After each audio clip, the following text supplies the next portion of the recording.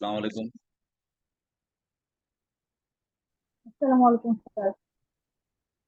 Sir আসসালামু আলাইকুম। আসসালামু আলাইকুম স্যার। আসসালাম। ভালো আছেন সবাই? জি স্যার, আলহামদুলিল্লাহ ভালো আছি। স্যার আপনি কেমন নাও আছেন? We are here 42। আলহামদুলিল্লাহ। সো বিজনেস এন্ড ফাইন্যান্সে আমার ক্লাস ছাড়া কি অন্য স্যারের ক্লাস শুরু হয়েছে না হয় না এখনো? স্যার লিঙ্কন স্যার নিচ্ছে। আমাদের যে আরেকজন আছেন টিচার, মানে ওনার সাথে কি কোনো কিছু করছে ক্লাস?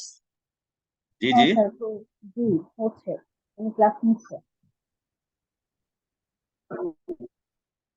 মানে অন্য টিচারের সাথে এখনো ক্লাস স্টার্ট করতে পারছেন? নিশাত,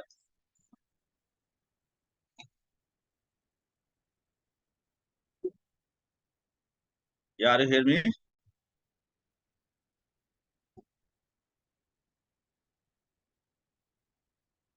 ইয়েস, শুরু করতে স্যার পারছেন। অবশ্যই ক্লাস নিচ্ছে। কোন কোন চ্যাপ্টার হয়েছে ওখানে?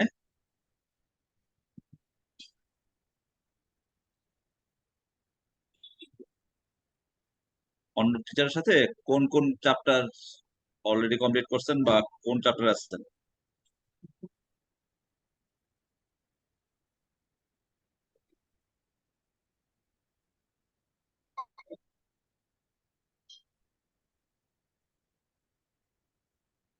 নাসির উদ্দিন, স্যার জি লাস্ট স্যার। চ্যাপ্টার 4 ছিল। চ্যাপ্টার 2 শেষ করছেন, চ্যাপ্টার 4 আছেন, রাইট? 4 ক্লোজ হয়ে গেছে। Okay okay, thank you. জি sir. Thank you.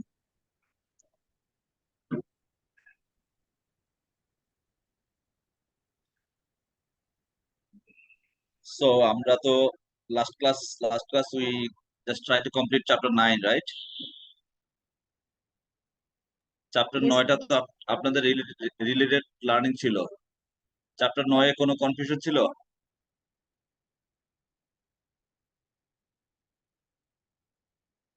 Chapter 9 related any confusion? না স্যার, চ্যাপ্টার no, sir. 9টা খুব ভালোভাবে বুঝছি স্যার। কোন চ্যাপ্টারটা ভালোভাবে বুঝেন নাই? স্যার সবগুলোই বুঝছি, বাট ওইটাতে আরো ভালোভাবে বুঝছি, মনোযোগ বেশি ছিল, কারণ ওটা আমাদের প্রফেশনের সাথে মানে একদম মিল আছে আর কি, এই জন্য এগুলো একটু ভালোভাবে দেখছি আর কি স্যার। Thank you. সবগুলি আপনার সবগুলি আপনার ইয়ার সাথে মিল আছে এবং সবগুলিকে আপনাকে কি করতে হবে, আপন মনে করতে হবে।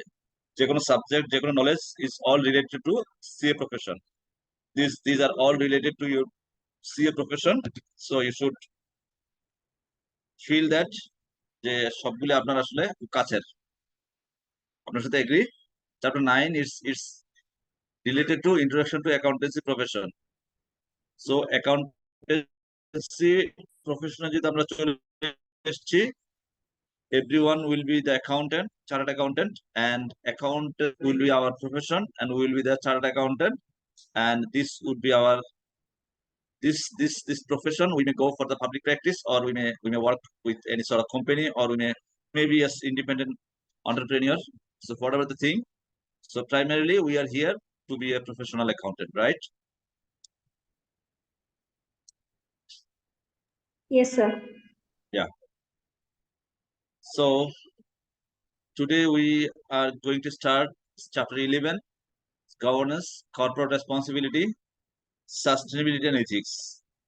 This is also related to the your your business.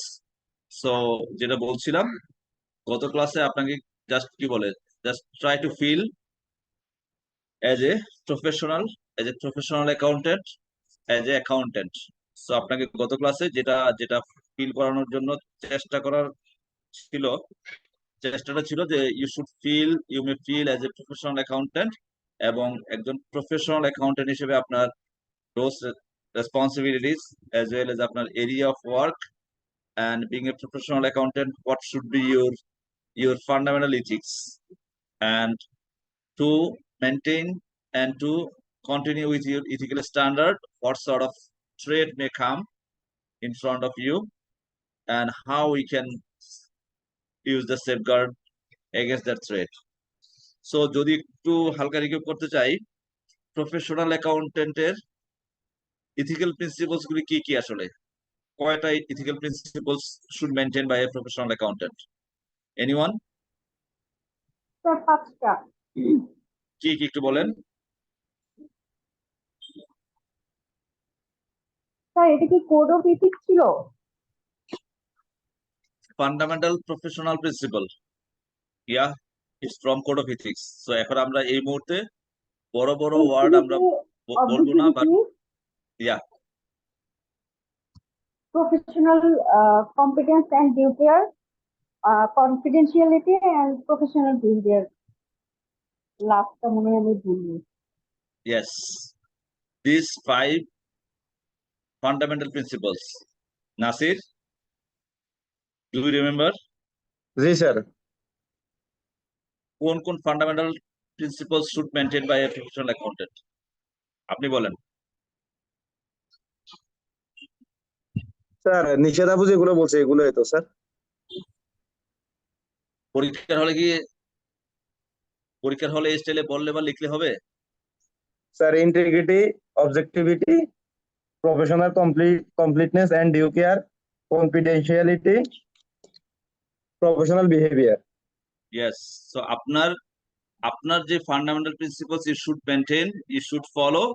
So আপনার এই 5টা ফান্ডামেন্টাল প্রিন্সিপলস আপনার কি বলে, মানে এক্স্যাক্টলি আপনার কি মানে মুখস্থ না, অ্যাকচুয়ালি এটা আপনার that should be attached with your blood because you are a professional accountant. So, Nishad, to maintain these 5 fundamental principles, what sort of threat may come when you try to conduct with your duties with these fundamental principles? Sir self review এর একটা thread থাকতে পারে, আমি হয়তো বা সবগুলো বলতে পারবো না। কেন আপনার সামনে এটা নাই, নোট খাতাটা নাই? জি স্যার, Note sheet? জি স্যার। মানে Yes. আমি আসলে ভেবেছিলাম যে আপনি হয়তো বা মানে আমি কতটুকু পড়েছি বা কতটুকু এখন জানা আছে এটা জানতে চাই। না না না, সেটা আপনার এক্স্যাক্টলি আপনার সামনে যে 5টা থ্রেড আছে আমরা জি একটু রিক্যাপ করছি যাতে পুরো চ্যাপ্টার আপনার মধ্যে কি মানে এখনই শেষ হয়ে যাবে। 5টা থ্রেড কি? জি স্যার। জি, threats to professional principles, self-interest threat, self-review threat, advocacy threat, familiarity threat, intimidation threat. Intimidation threat, yes. Self-interest, self-review, advocacy, familiarity threat, and intimidation threat. These are the 5 threats. So to remove or to reduce in acceptable level this sort of threats, what sort of safeguard we may follow? Safeguards created by the profession, legislation and or regulation, and another one is safeguards in the work environment. Thank you. So there are 2 sort of things.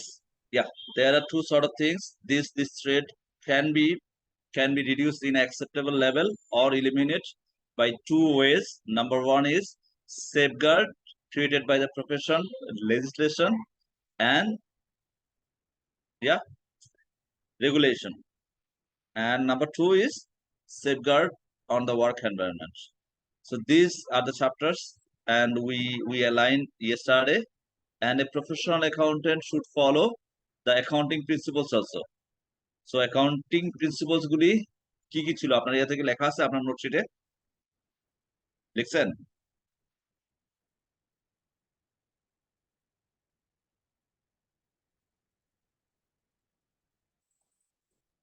Have Sir, you write it? accrual basis, going concern, double entry, bookkeeping.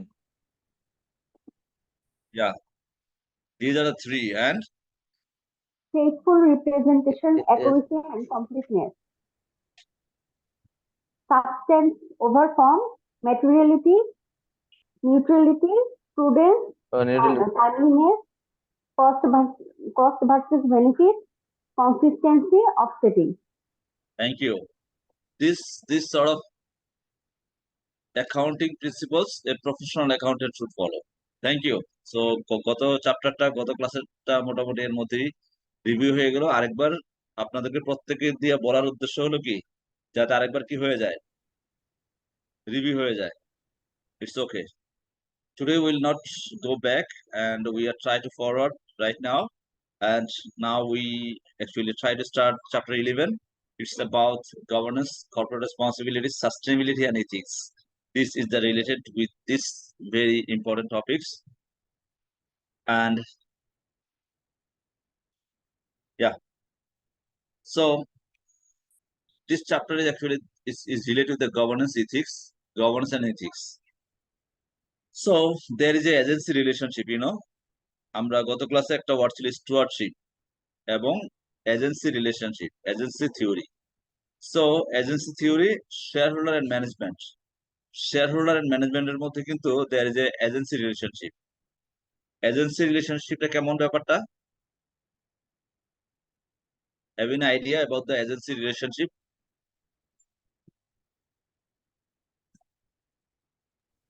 Sir আমরা তো normally agency বলতে বুঝি যে কোনো একটা বড় অর্গানাইজেশনের থেকে আমি হয়তো বা কোনো প্রোডাক্ট এনে আমার মাধ্যমে ওটা আরেকদিকে ডেলিভারি দিচ্ছি, এরকম না?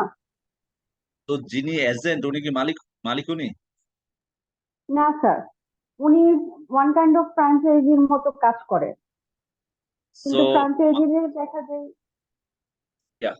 আপনি কোন প্রোডাক্টের এজেন্ট হইলে আপনার যে প্যারেন্ট কোম্পানি বা আপনার যে প্যারেন্ট, আসলে আপনার যে প্যারেন্ট বা আপনার principles, there is a word principals and parents.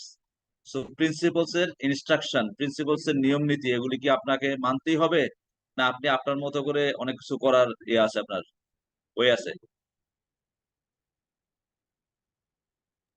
Sir principal তো মেবি চেঞ্জ করা যায়,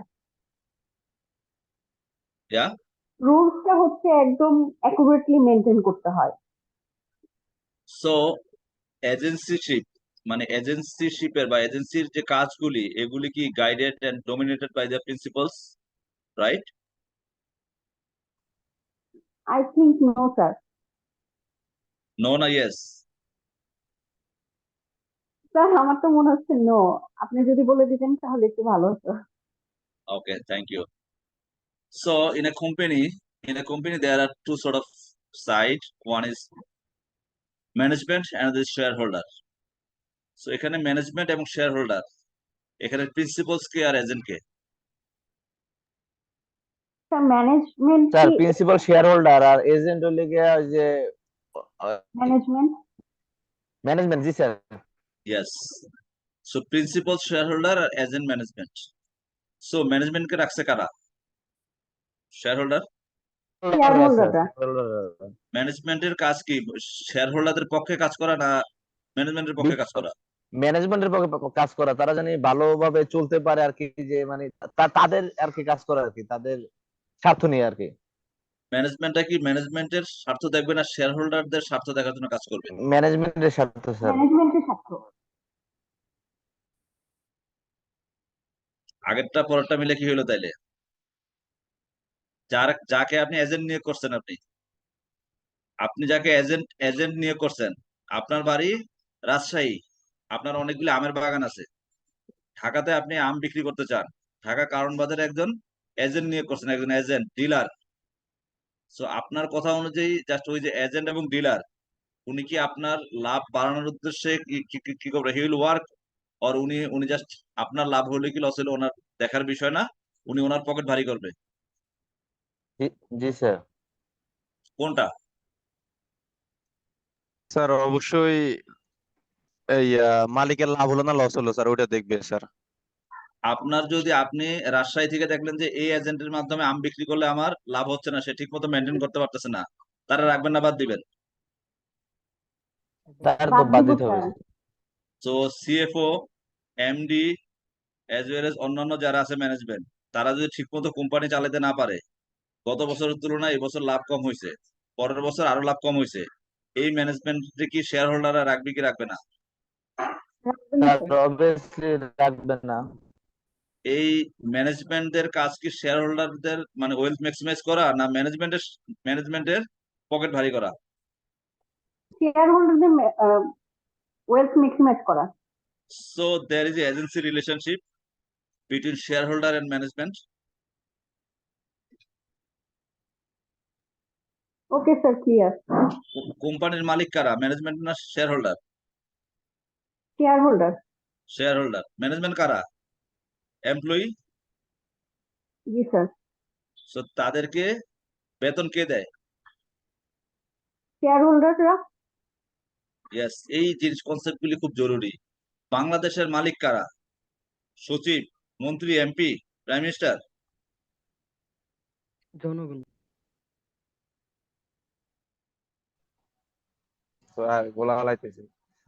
বাংলাদেশের বাংলাদেশের কি বলে, বাংলাদেশের কি বলে যেটা বললাম, সচিব, মন্ত্রী, এমপি, গভর্নমেন্ট, প্রাইম মিনিস্টার যারা, ওনারা কি দেশের মালিক, না ওনারা জি না এক্সিকিউটিভ? স্যার, স্যার তারা ওনারা মালিক এক্সিকিউটিভ না স্যার। Like agency sir. ওনারা এজেন্সি, ওনারা এজেন্ট আসলে। ওনাদেরকে নিয়োগ দিছে কারা? জনগণ। আমরা স্যার, স্যার জনগণ। মালিকরা স্যার, জনগণ। সংবিধান অনুযায়ী মালিকরা। তাদের মালিকরা মালিকরা ওনাদের নিয়োগ দিছে ফর হোয়াট?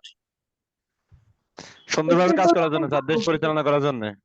সুন্দরভাবে চালানোর জন্য, সুন্দরভাবে চালায়া কাদের ওয়েলথ ম্যাক্সিমাইজ করার জন্য? এমপি, মন্ত্রী, জনগণের স্যার। সচিব ওনাদের? না স্যার, জনগণের স্যার। ইয়েস, জনগণের পার ক্যাপিটা ইনকাম বাড়ানোর জন্য।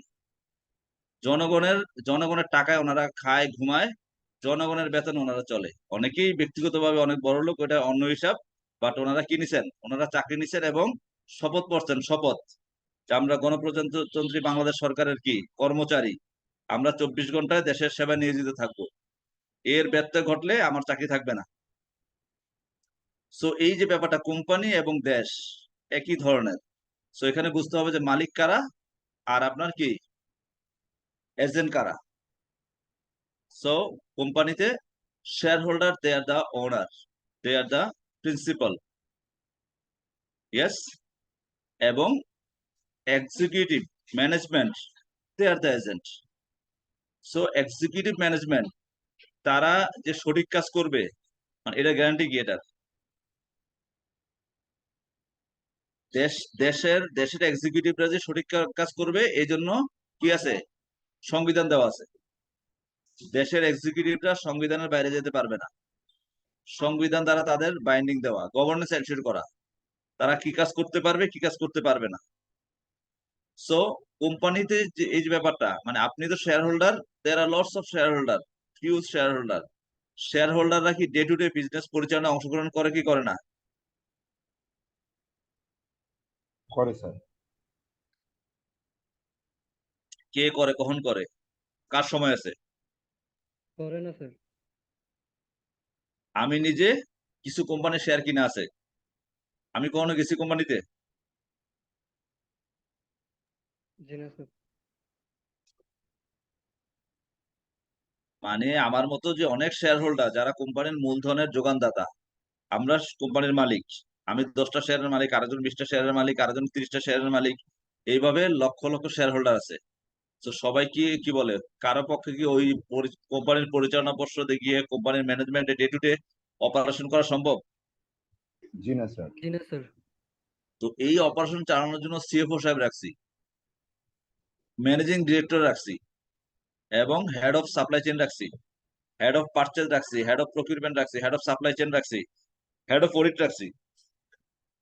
তো তারা যে সঠিকভাবে কাজ করবে এটার ensure, how we can ensure through the corporate governance. তাদেরকে একটা কি করব, গভর্নেন্স স্ট্রাকচার দিব না তাদেরকে? জি sir. Being a shareholder, we will ensure a governance structure. So without governance structure তারা কি সঠিক কাজ করবে কি করবে না?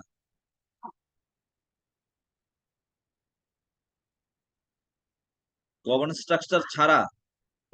স্ট্রাকচার ছাড়া কাজ কাজ হবে কি হবে না? না স্যার স্যার, তা ওটা হবে না স্যার। বেটার হয়, বেটার হবে স্যার। গভর্নেন্স স্ট্রাকচার দিয়ে কাজ হচ্ছে না, আর গভর্নেন্স স্ট্রাকচার নাই, তখন অবস্থা কি হবে? লুটে পুটে খাওয়ার কোম্পানির মতো কাজ স্যার। প্রপারলি চলবে না। ইয়েস।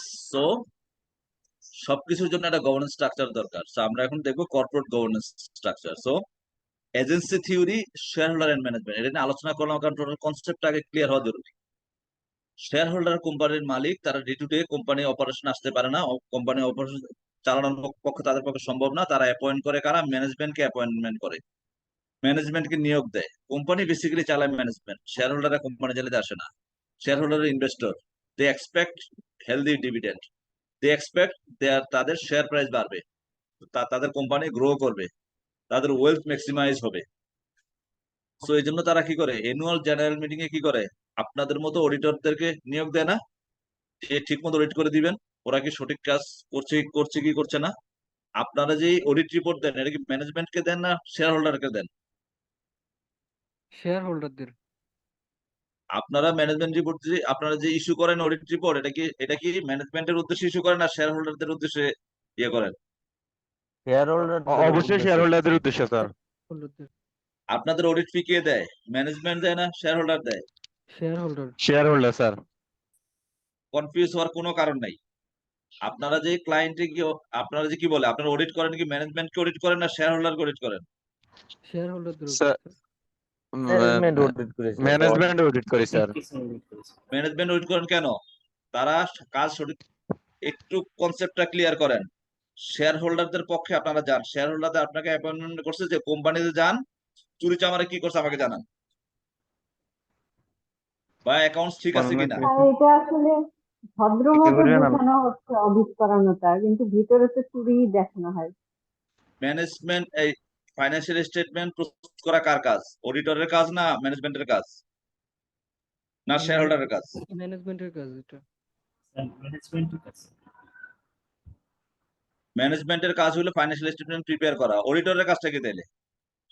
তার অপিনিয়ন দেওয়া অডিট করে। কি অপিনিয়ন দিবেন? স্যার, আইসা অনুযায়ী সবকিছু ঠিক আছে কিনা সেই বেসিসে, মানে আইসের উপর ডিপেন্ড করে ওপিনিয়ন দেওয়া হয়। আইস অনুযায়ী ফাইন্যান্সিয়াল স্টেটমেন্টটা প্রপারলি মেনটেন করা হয়েছে কিনা। এটা হলো আপনি বলেন বই খাতাপত্রের কথা, আরো ক্লিয়ারলি থিঙ্কিং করেন। ম্যানেজমেন্ট যেই অ্যাকাউন্টস বা ফাইন্যান্সিয়াল স্টেটমেন্টটা প্রিপেয়ার করছে, ম্যানেজমেন্ট এটা প্রিপেয়ার করছে based on their transaction, based on their business.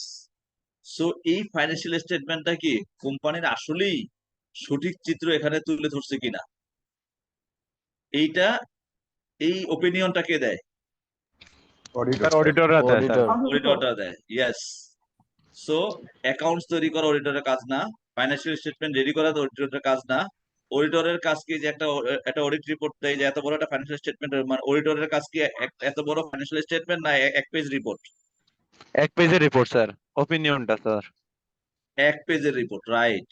আপনার কাজ হলো এক পেজের রিপোর্ট। এখন বলবেন কি বলেন, প্র্যাকটিসে দেখি আমরা আমাদের অফিস থেকে অ্যাকাউন্টস এত বড় অ্যাকাউন্টস প্রিন্ট দিয়ে দেই, এই যে সবটা আমরাই তো এটা অ্যালাইনমেন্ট করে দিই, ঠিকঠাক করে দেই, কোনো নাম্বার কি আপনার পক্ষে চেঞ্জ করা সম্ভব হবে? কোনো নাম্বার চেঞ্জ করা আপনার কাজ? No sir. আপনি যেই ফাইন্যান্সিয়াল স্টেটমেন্টের মধ্যে আমরা কি করি, আমরা এটাকে একটা আইএফআরএস এর ফরম্যাটে সুন্দর করে ওনারাও করে দেয়, প্লাস আমরাও কি করে দিই, একটু অ্যালাইন করে দিই, আসলে অ্যালাইন করে দিয়ে টোটাল একসাথে প্রিন্ট দিয়ে একটা রিপোর্ট আকারে বাইন্ড করি। বাট আমাদের রিপোর্ট কিন্তু একটা পেজ, উপরের যে একটা audit opinion audit report, this is the report of an auditor. So এই রিপোর্টের মধ্যেই বলা আছে যে, ওখানে দেখবেন অডিট রিপোর্টটা পড়লে দেখবেন, to prepare of the financial statement is the solely responsibility of the company's management. আর অডিটর কি বলতেছে? our responsibility is to express an independent opinion on that financial statement. Clear? G sir. So আমরা corporate governance পড়তে গিয়ে আমি just feel করছি যে কিছু কিছু জায়গায় আমাদের কি আছে, কিছু কনসেপচুয়ালি কিছু ঝামেলা আছে। আমরা তো ম্যানেজমেন্টের সাথে কাজ করি, অডিট করি ম্যানেজমেন্ট কি কি, আমরা মনে করি অনেক সময় ম্যানেজমেন্ট বলতে এই ম্যানেজমেন্ট বলতে মালিক এক কথা না, ম্যানেজমেন্ট আর মালিক এক কথা না। ম্যানেজমেন্ট বলতে যারা কোম্পানিটা ম্যানেজ করে, এক্সিকিউটিভ তারা, তাদেরকে বেতন দেয় শেয়ার হোল্ডাররা। কোম্পানির মালিক শেয়ার হোল্ডার। তেমনি ভাবে ইন আ কান্ট্রি পার্সপেক্টিভ আপনার গভর্নমেন্টের সকল কর্মকর্তা কর্মচারীরা হলো তারা কি গভর্নমেন্টের কর্মকর্তা কর্মচারী। তাদেরকে বেতন দেয় জনগণ, জনগণের ট্যাক্সের টাকা। গভর্নমেন্টের কোনো আর্নিং সোর্স নাই, গভর্নমেন্ট কোনো কিছু আর্ন করে না, গভর্নমেন্ট কোনো বিজনেস করে না, গভর্নমেন্টের নাথিং টু আর্ন। আপনার এই যে সকল আপনার কি বলে ডিরেক্ট ট্যাক্স এবং ইনডিরেক্ট ট্যাক্স, এই ট্যাক্স সরকারি কোষাগারে জমা হয়, ওইখান থেকে তারা তাদের বেতন পায়, ওইখান থেকে তারা উন্নয়নমূলক কর্মকাণ্ড মানে রেভিনিউ নেচারের কাজ এজ ওয়েল এজ ডেভেলপমেন্ট মূলক কাজ সেখান থেকে পরিচালনা করে। এই অপারেট করা হলো তাদের দায়িত্ব। What ever he is the prime minister, he is the minister, he is the secretariat and all other thing. This is the government structure. And what is the private or corporate structure? Private or corporate structure is that the management, it means the who actually involved with the operation, who running the business, এবং who is the owner? All the shareholder is the owner. So shareholder এবং ম্যানেজমেন্টের মধ্যে একটা agency relationship. So এই agency রিলেশনশিপের মধ্যে management is the principal and sorry, shareholder is the principal and management is the agent. So এই agent সঠিক কাজ করবে কিনা, সঠিক কাজ করছে কিনা, তাদের জন্য একটা গভর্নেন্স ইজ মাস্ট। সো এখানে একটা লাইনে দেখে নেই, managers of a company are there to ensure that the interest of the shareholder who in large companies are not usually also the managers are looking after. Managers therefore effectively act as the agent of the shareholders when managing the company, though not in full legal sense. The separation of ownership and control, misalignment resulting in conflict between the interest of those in control of the company and those who own it. It known as agency theory or stewardship theory. So, প্রতিনিধিত্বকারী management শেয়ারহোল্ডারদের কি প্রতিনিধিত্বকারী কিনা? জি sir. Management শেয়ারহোল্ডারদের প্রতিনিধিত্বকারী। Management is the stewardship of কাদের? Shareholder. Clear? জি স্যার।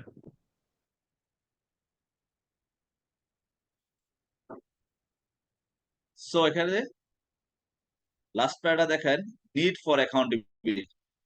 সো ম্যানেজমেন্ট যদি শেয়ারহোল্ডারদের পক্ষে কাজ করে তো তাদের অ্যাকাউন্টেবিলিটিকে এনশিওর করা প্রয়োজন কিনা? অ্যাকাউন্টেবিলিটি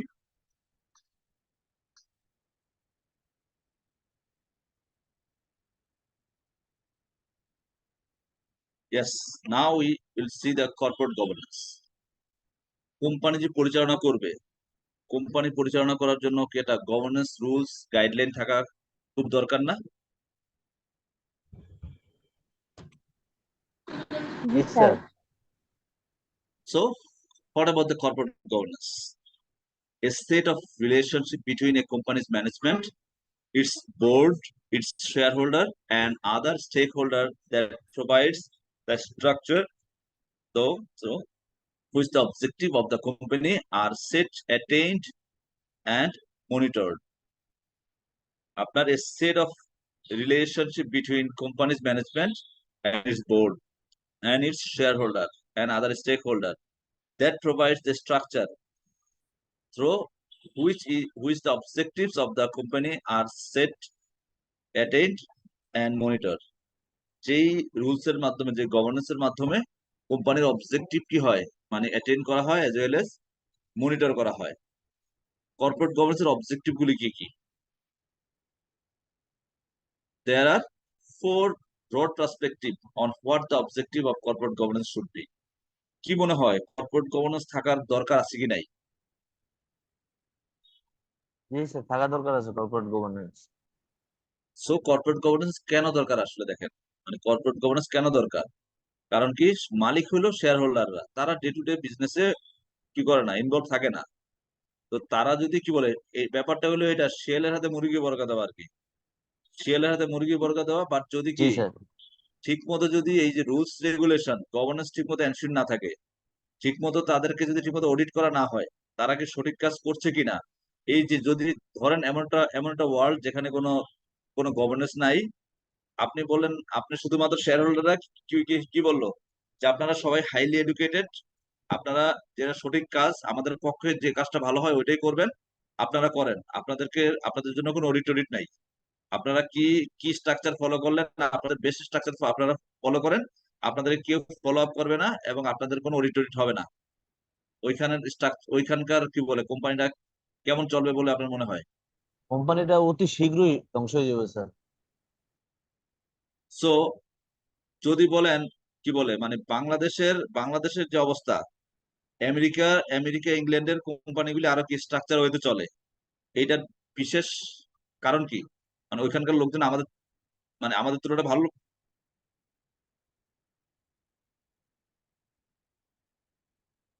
স্যার ওখানে রুল রেগুলেশন আরো ভালো স্যার।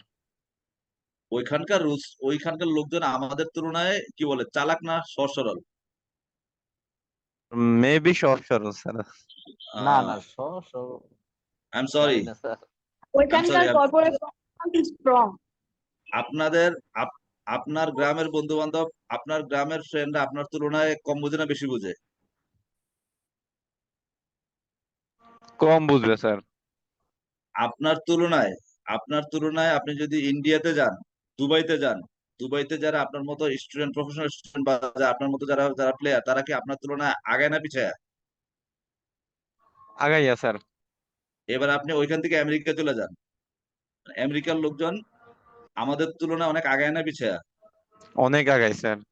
তো আমার তো মানে আমরা যেই মাপের প্লেয়ার, আমরা যেই মাপের কি বলে মানে কেলিবার মাথায় রাখি, চালাকি মাথায় রাখি, আমাদের তুলনায় ওরা কি চালাকি কম? না স্যার, নো ওদের আরো স্যার। বেশি স্ট্রং আর কি। আর সবচেয়ে বড় কথা, আপনি কি জাহাঙ্গীর গেটের আগে এই পারে বাংলাদেশ আর জাহাঙ্গীর গেটের ওই পারের পরের বাংলাদেশ, হ্যাভ এনি আইডিয়া? ঢাকার Jahangir gate army cantonment area, জি স্যার। ফার্ম গেটে ক্যান্টনমেন্ট তো একরকম, জি স্যার। ফার্ম গেটে একটা গাড়ি কিভাবে চলে আর ক্যান্টনমেন্ট যখন ঢুকে তখন কি অবস্থা বলেন? জি স্যার, ওইখান তো রুলস মাস্ট বি সবাই মানতে হবে স্যার, নাইলে ব্যাপক পরিমাণে শাস্তির ব্যবস্থা আছে। যত বড় দুষ্ট হোক, যে উনি খুব দুষ্ট, উনি খুব মাস্তান, জাহাঙ্গীর গেটের ভিতরে ঢুকলে কি হয়? সহজ সরল হয়ে যায় স্যার, একবার ভদ্র হয়ে যায় স্যার। হ্যাঁ, এটা জাস্ট রিলেট করার জন্য বলা আসলে। সো ইউরোপিয়ান কোম্পানিগুলি আরো ধূর্ত আর কি, ওইখানকার লোকগুলি আমাদের তুলনায় আরো অ্যাডভান্স, আরো ধূর্ত। বাট আপনি দেখেন ওরা ওরা কি ঠিক কাজ করতেছে সুন্দর করে, কারণ কি? স্যার কর্পোরেট গভর্নেন্স অনেক strong sir. Yes.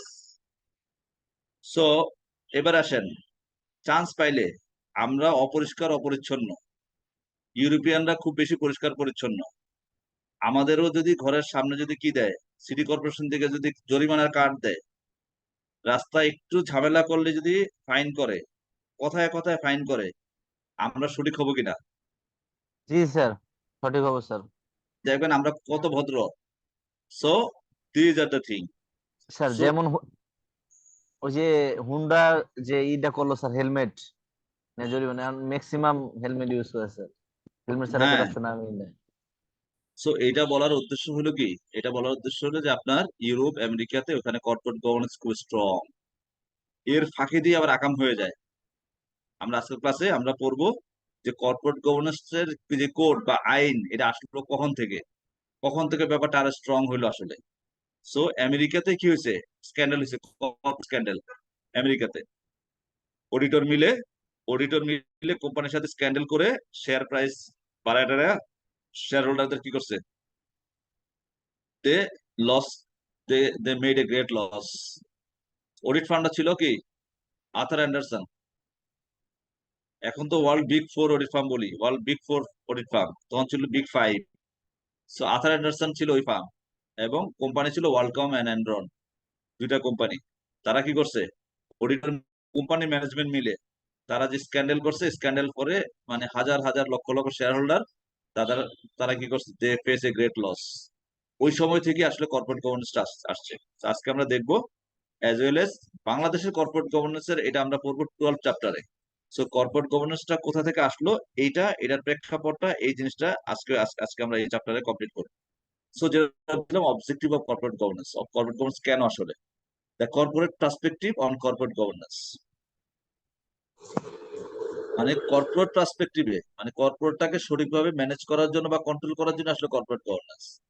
The public policy perspective on corporate governance, public পলিসিগুলি যথাযথভাবে অ্যাপ্লাই করার জন্য corporate governance. The stakeholder perspective on corporate governance. So stakeholder যারা, সবাই তো স্টেক হোল্ডার। কর্পোরেট গভর্নেন্স সঠিকভাবে apply না হলে গভর্নমেন্ট কি তার সঠিক ট্যাক্স পাবে? না স্যার। সো কর্পোরেট গভর্নেন্স স্ট্রাকচারটা সঠিকভাবে অ্যাপ্লাই হলে গভর্নমেন্ট তার যথাযথ ট্যাক্স পাবে। যারা কোম্পানিদের সাপ্লায়ার এবং কোম্পানি যারা বায়ার তারা সঠিক জিনিসটাই পাবে।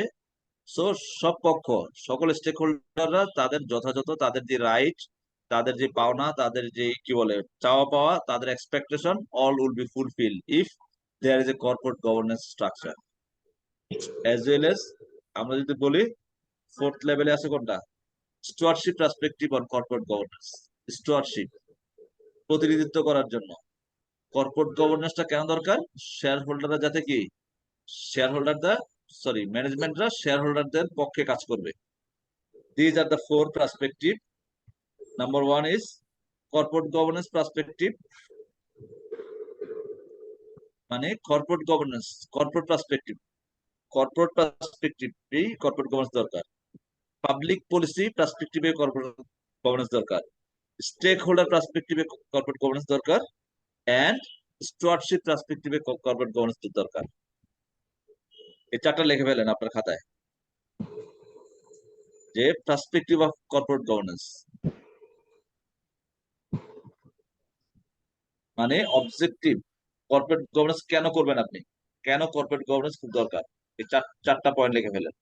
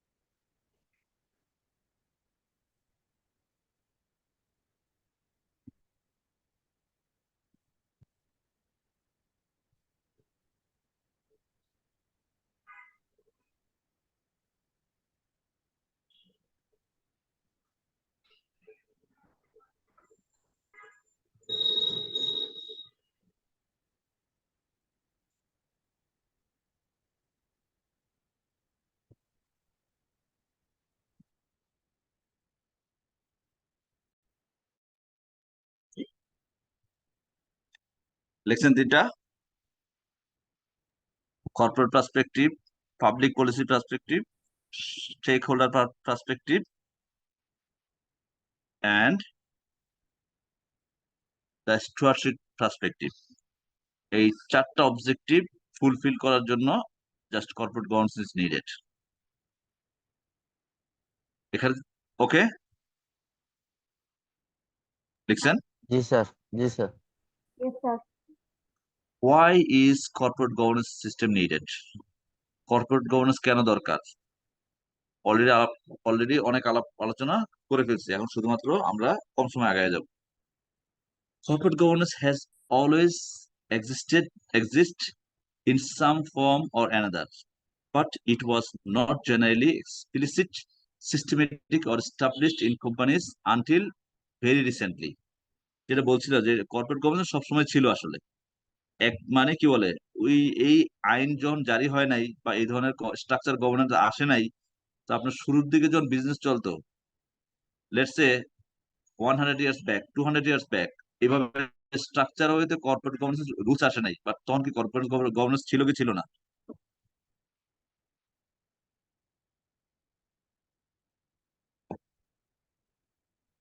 ছিল স্যার। ছিল অন্য ফর্মে আসলে। The huge emphasis that is how place is now placed on the need for corporate governance follows well publicized financial scandals in Europe, India, and the US, such as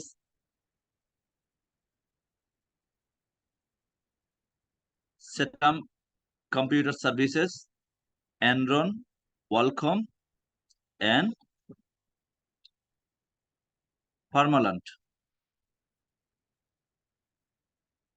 so এই ধরনের কোম্পানিগুলি যখন বড় বড় scandal গুলি হইলো বিভিন্ন দেশে, তখন থেকে কি হলো, কর্পোরেট গভর্নেন্সটা খুব নিড হয়ে পড়লো, কর্পোরেট গভর্নেন্সের গাইডলাইন নিড হয়ে পড়লো। আপনারা যখন এই কি বলে লিস্টেড কোম্পানি অডিট করতে যান, আপনারা কি কি বলে ওই অডিটের পাশাপাশি হ্যাভ ইউ চেক অর কি বলে কখনো কি জাস্ট এটা মানে অডিটরকে কিন্তু একটা জিনিস কি করতে হয়, কনফার্ম করতে হয় কর্পোরেট গভর্নেন্স যে রুলস গুলো ফলো করছে কিনা। Have an idea anyone here?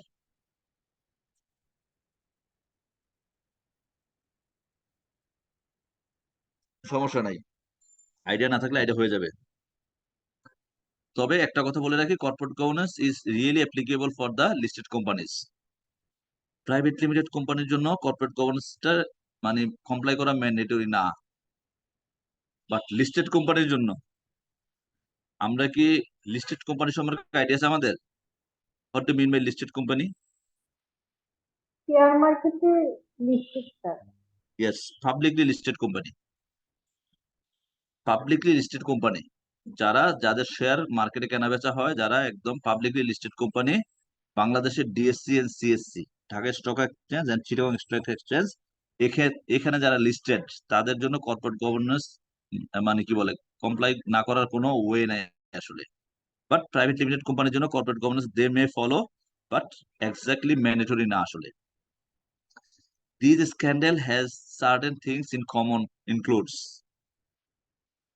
deliberate and systematic fraud by the company's most senior executive, weakened board of directors, and as a result, shareholders and employees losing a great deal of money. স্ক্যান্ডালগুলির ফলে কি হয়েছে, senior এক্সিকিউটিভরা কি করছে, systematic ওয়েতে তারা কি করছে, তারা সিস্টেমেটিক ওয়েতে তারা অনেক ফ্রড করছে, এবং উইক বোর্ড অফ ডিরেক্টর ছিল, বোর্ড অফ ডিরেক্টর স্ট্রং ছিল না, এবং শেয়ার হোল্ডার এবং এমপ্লয়িজ, কারণ কি এমপ্লয়িজরাও কি হয়েছে, they face a great loss, কারণ কি যারা ম্যানেজমেন্টে আছে তারা কি করছে, ফ্রড করছে, কিন্তু নর্মাল এমপ্লয়ি তারা তাদের কোম্পানি বন্ধ হয়ে গেছে, বিজনেস হারাইছে, বিজনেস তাদের তাদের চাকরি বাকরি, তাদের পিএফ জিএফ সব সব সব কি হয়ে গেছে। This highlighted that the world at large has a legitimate stake in making sure that companies are properly directed and controlled. So তখন থেকে মনে হলো যে কোম্পানিগুলি সঠিক ওয়েতে ডাইরেক্টেড এন্ড কন্ট্রোল হওয়া খুব জরুরি। So conflict between stakeholder interest. তো এক্ষেত্রে কনফ্লিক্টটা কি, কনফ্লিক্ট আগে আলোচনা করছি। ম্যানেজমেন্ট চায় কি, ম্যানেজমেন্ট চায় যে তাদের সুবিধা, তাদের তাদের তাদের যেভাবে সুবিধা হয় ওইভাবে কাজ করতে, এবং শেয়ার হোল্ডাররা কি চায়, শেয়ার হোল্ডাররা চায় everyone should work on behalf of the shareholder. On the ওয়েতে আছেন কে আবার, শব্দ হচ্ছে খুব। Yeah. So, what is mean by good practice in corporate governance? So, corporate governance A good practice বলতে আমরা কি বুঝবো আসলে? So, corporate governance এ good practice বলতে openness and transparency.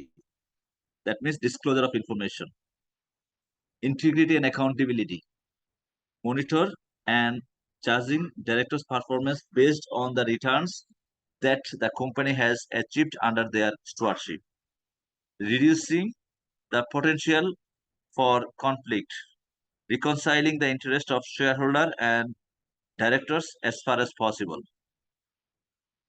So যেখানে এই জিনিসগুলি এনশিওর করা আছে এটাকে বলা হয় good corporate governance in good practice actually.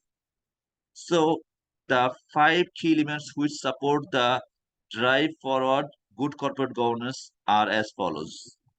So এক্ষেত্রে 5টা ড্রাইভিং ফ্যাক্টর, এই 5টা ড্রাইভিং ফ্যাক্টর ঠিকমতো এনশিওর করা গেলে আপনার কোম্পানিতে মানে কি বলে গুড কর্পোরেট গভর্নেন্স এনশিওর করা সম্ভব।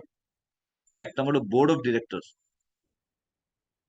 যারা কোম্পানিটা পরিচালনা করে, executive directors of a very high standard in terms of their decision making and the culture that they create in the company. Non-executive directors who are independent of the executives but yet to accept that they have collective responsibility with the rest of the board for corporate governance.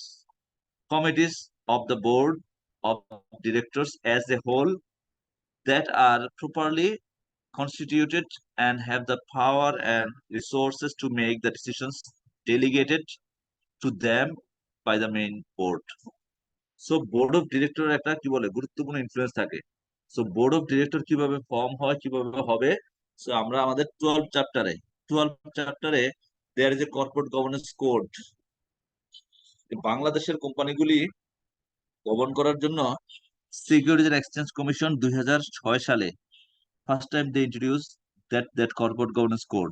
এটা আপনাদের এই certificate লেভেলের পরীক্ষায় কিছু প্রশ্ন এখান থেকে আসবে, অ্যাপ্লিকেশন লেভেলে ওখান থেকে তো অনেক প্রশ্ন আসে, এবং আপনার বাস্তব লাইফে, আপনার অডিটিং লাইফে আপনি যখন লিস্টেড কোম্পানি অডিট করতে যাবেন ওইখানে তো আপনাকে এটা ডিটেলস জানতেই হবে। অ্যাজ ওয়েল এজ এই অনুযায়ী ইউ হ্যাভ টু এনশিওর যে কোম্পানি কর্পোরেট গভর্নেন্স কোড যেটা এটা মানছে কিনা। 2006 সালে সেটা ইন্ট্রোডিউস হয়েছে এবং 2018 সালে এটা কয়েকবার টাইম টু টাইম আপডেট হয়ে এখন লেটেস্ট আপডেট যেটা চলছে 2018 সালের যে issued the corporate governance code by the RJSC, security and exchange commission of Bangladesh. এবং senior management of high quality and able to, senior ম্যানেজমেন্টটা কি হবে, হাই কোয়ালিটির হবে। এবং আপনি কর্পোরেট গভর্নেন্স কোডের মধ্যে দেখবেন আচ্ছা একটা কোম্পানি যদি দেখেন CFO এবং হেড অফ ইন্টারনাল অডিট একই লোক, ব্যাপারটা কেমন হয়?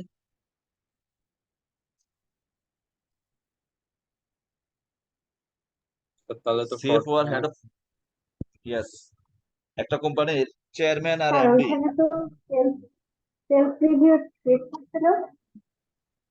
জি বলেন।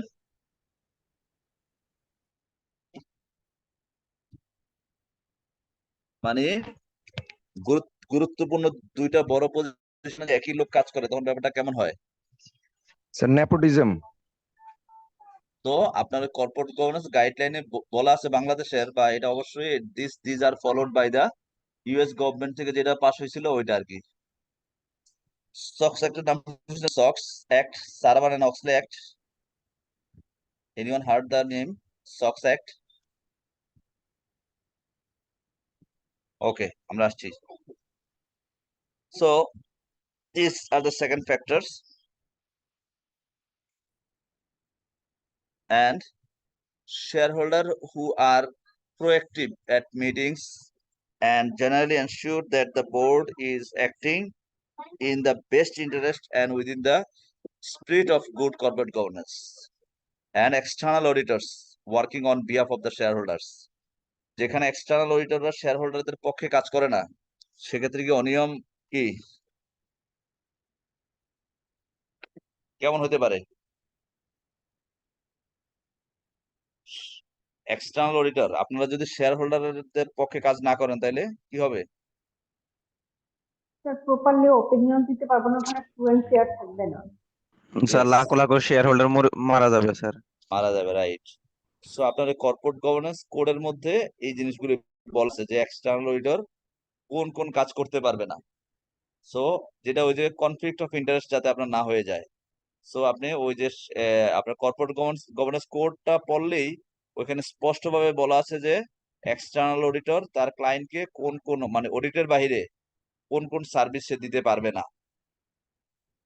And there is internal auditor who are independent of the directors as far as possible. So internal audit কি, ইন্টারনাল অডিট যদি ওই MD সাহেবের আন্ডারে থাকে বা MD সাহেবকে রিপোর্ট করে তাহলে কি সঠিক কিছু বের হয়ে আসবে?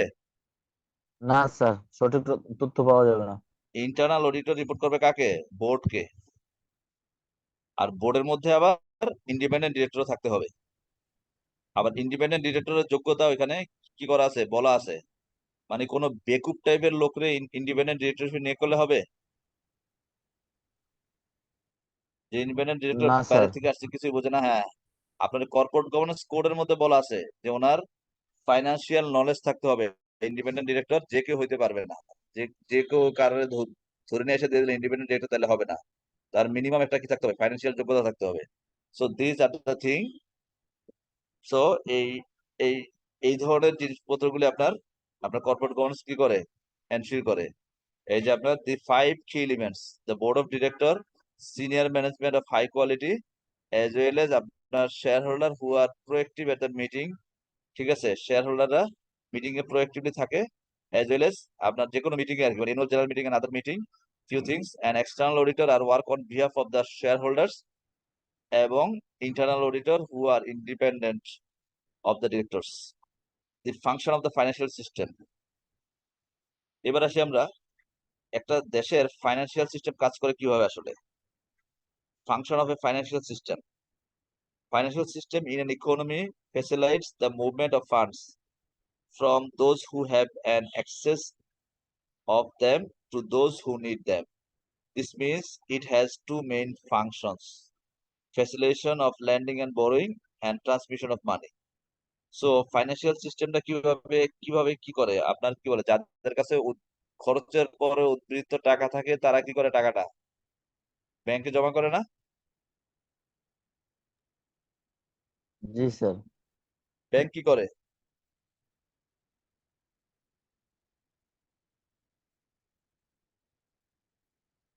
ব্যাংক উদ্বৃত্ত টাকা জমা নিয়ে ব্যাংক কি করে,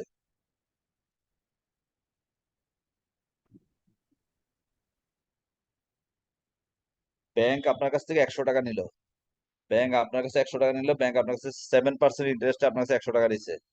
1 বছর পর ব্যাংক আপনাকে 160 টাকা দিবে। ব্যাংক এই যে বাড়তি যে টাকা, বাড়তি যে টাকাটা 60 টাকা, bank how how they generate more than 100 টাকা। স্যার আমার থেকে টাকা নিয়ে আরেকজনকে সে লোন করছে আরো কম রেটে, ধরেন 5%, সো মাঝখান দিয়ে যে 2% ইন্টারেস্টটা প্রফিটটা হচ্ছে, এটা স্যার ব্যাংকের লাভ। এইভাবে আপনার আর কাছ কি করে। আপনার কাছ থেকে 7% ইন্টারেস্টে আপনার কাছ থেকে সে কি নিল, ডিপোজিট নিল। জি সে কি স্যার। আরেকজনের লোন দিবে কয় পার্সেন্ট হারে? 9% আর আছে। ও এর হ্যাঁ, চেয়ে বেশি, এর চেয়ে বেশি। ইয়েস, সে আরেকজনকে লোন দিবে 12% হারে, 12% হারে লোন দিবে বা 11% হারে লোন দিবে। সো তার আবার কি আছে, আপনাকে দিবে 7% আর তার ম্যানেজমেন্ট কস্ট আছে। দেখবেন ব্যাংকগুলিতে এক্সিকিউটিভরা কি করে, প্যান্ট শার্ট পরে বসে থাকে, প্যান্ট শার্ট টাই নাকি, প্যান্ট শার্ট টাই, জি স্যার। এসি এসি এসি অনেক ঠান্ডা করে রাখে। তো তাদের এসি জি স্যার। ঠান্ডা বাতাসের যে টাকা কে দেয়, গভর্নমেন্ট দেয়। না স্যার। হ্যাঁ, সো তারা 7% হারে লোন নেয়, মানে ডিপোজিট নেয়, 7% হারে ডিপোজিট নেয়, তারা 12% হারে লোন দেয়। তাদের যে স্প্রেড 7 থেকে 12%-এর গ্যাপ হলো 5%। 5%-এর মধ্যে লেটসে 3% বা 2.5% তাদের ম্যানেজমেন্ট খরচ। তাদের এই ব্রাঞ্চ গুলি দেখেন, সুন্দর সুন্দর ব্রাঞ্চ, সুন্দর অফিস, গেলে ভাল লাগে, ঠান্ডা বাতাস, ঠান্ডা পানি। তারা এক্সিকিউটিভরা সব কি পরে থাকে, স্যুট টাই পরে থাকে, প্রচন্ড গরমের মধ্যে তারা খোলে না টাই। তো এই যে টোটাল ওভারহেড গুলি, এই জাস্ট কি বলে, মানে যে লোন নেয় তার পকেট থেকে যায় আসলে। সো তাদের যে 5% স্প্রেড বলে, যে 5% গ্যাপ, গ্যাপের মধ্যে 2.5% লেটসে তাদের ম্যানেজমেন্ট খরচ আর 2.5% লাভ। This is the banking business, right? Yes sir. So এইভাবেই কি হয়, the function of the financial system, financial function এইভাবেই হয়। সো কি হয়, এটা ট্রান্সমিশন অফ মানি, আপনার facilitation of lending and borrowing এবং ট্রান্সমিশন অফ মানি, এটা এভাবে হয়। এবার আসেন, একটা দেশের ফাইন্যান্সিয়াল সিস্টেম কি এই ব্যাংকিং সিস্টেমের মধ্যে চলে না অন্য কোনো সিস্টেম আছে?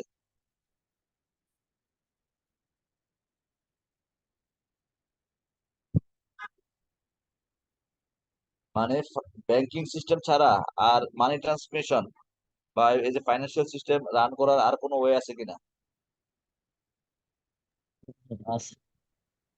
নাই? স্যার কে বলতে কে পারলাম বলছে, না। কে কে বলছেন নাই, কে কে বলতেছেন আছে? স্যার আমি জানি না সঠিক। সো আমার এর হিসাবে নাই স্যার আর কোন সিস্টেম। আর কোনো সিস্টেম নাই নাকি? ব্যাংকিং সিস্টেমই তো মূল। আর কোনো সিস্টেম নাই? স্যার ইন্স্যুরেন্স কি হতে পারে? নাই স্যার, ধরেন নাই, স্যার আমি নাইয়ের পক্ষে। স্যার এনবিএফআইস আছে, মোবাইল ফাইন্যান্সিয়াল সিস্টেমস আছে। ওই সবই তো একই, ব্যাংকের মধ্যে ব্যাংক এন্ড ফাইন্যান্সিয়াল ব্যাংকেই ইনস্টিটিউশন। ঘুরে ফিরে ব্যাংকেই যায়। ব্যাংক এন্ড ফাইন্যান্সিয়াল ইনস্টিটিউশন এর বাইরে আর কোনো সিস্টেম আছে কি নাই? এর বাইরে একটা সিস্টেম আছে, সেটা আমাদের দেশে স্ট্রং না, এই জন্য আপনি ব্যাপারটা অ্যাওয়ার না। মানি মার্কেট নাই, আপনার কি বলে শেয়ার মার্কেট নাই, ক্যাপিটাল মার্কেট। ক্যাপিটাল মার্কেট, জি স্যার, নাম শুনছি এটা। Yes, capital market, capital market, share market. So share market কোম্পানির কাজ কি? আপনার কাছ থেকে একটা করে ইউনিট ইউনিট শেয়ার বিক্রি করবে। আপনার কাছ থেকে ব্যাংক, এই যে আপনার একটা একটা কোম্পানি যে মানে লোন নিবে, কোম্পানি কি শুধু ব্যাংক থেকে লোন নিতে পারে? কোম্পানির শেয়ার বিক্রি করে শেয়ার হোল্ডারদের কাছ থেকে নিতে পারে না, ফাইন্যান্সিং নিতে পারে না? জি স্যার, পারে স্যার।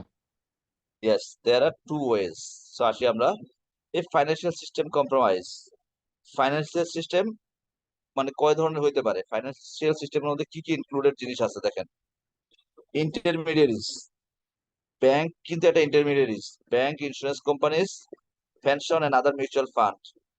সো এই ব্যাংক এরা কারা? মানে ব্যাংক যে আপনাকে যে ব্যাংকের মাধ্যমে যে টাকা আপনি নেবেন, ব্যাংক কি কি করে? ব্যাংক কি কোনো কিছুর মালিক? ব্যাংক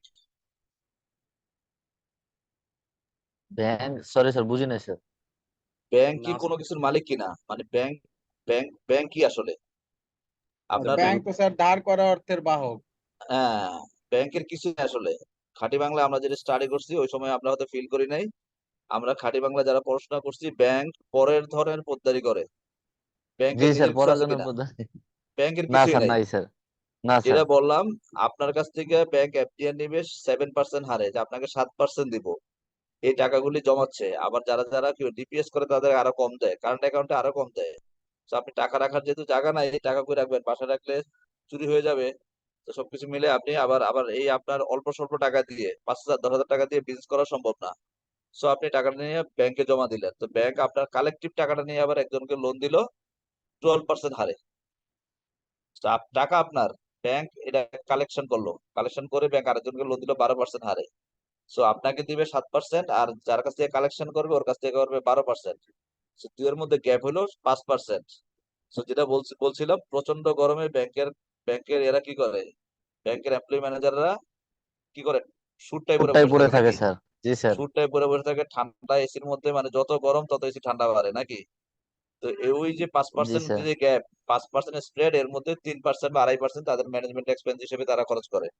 বেতন, বোনাস, ভাতা, তারা তো কিছু করে না, তারা কিন্তু কোনো কিছু কি করে না, যে ডোন্ট প্রডিউস এনিথিং। তারা কিছু করে তারা এদিকেরটা এদিকে নেয়, এদিকেরটা এদিকে নেয়। তারা শুধুমাত্র কি করে, যে don't produce anything, they are ensure service. Bank কি একটা ম্যানুফ্যাকচারিং প্রতিষ্ঠান না একটা সার্ভিস প্রতিষ্ঠান? স্যার, সার্ভিস প্রতিষ্ঠান স্যার। ইয়েস। সো ব্যাংক ওই যে 5% গ্যাপটাকে 2.5-3% তারা তাদের ম্যানেজমেন্ট খরচ করে, আর বাকি 2.5% তাদের লাভ। সো তারা বেসিক্যালি তারা কি, ফাইন্যান্সিয়াল সিস্টেমে তারা কি, তারা ইন্টারমিডিয়ারিজ, মধ্যস্বত্বভোগী নাকি? জি স্যার। এবং ফাইন্যান্সিয়াল সিস্টেমে আরেকটা জিনিস আছে কি, securities, equity, ordinary or preferred share in companies, and debt, debenture, bonds and bills। এগুলির মাধ্যমে কি ফাইন্যান্স করা যায় কি যায় না?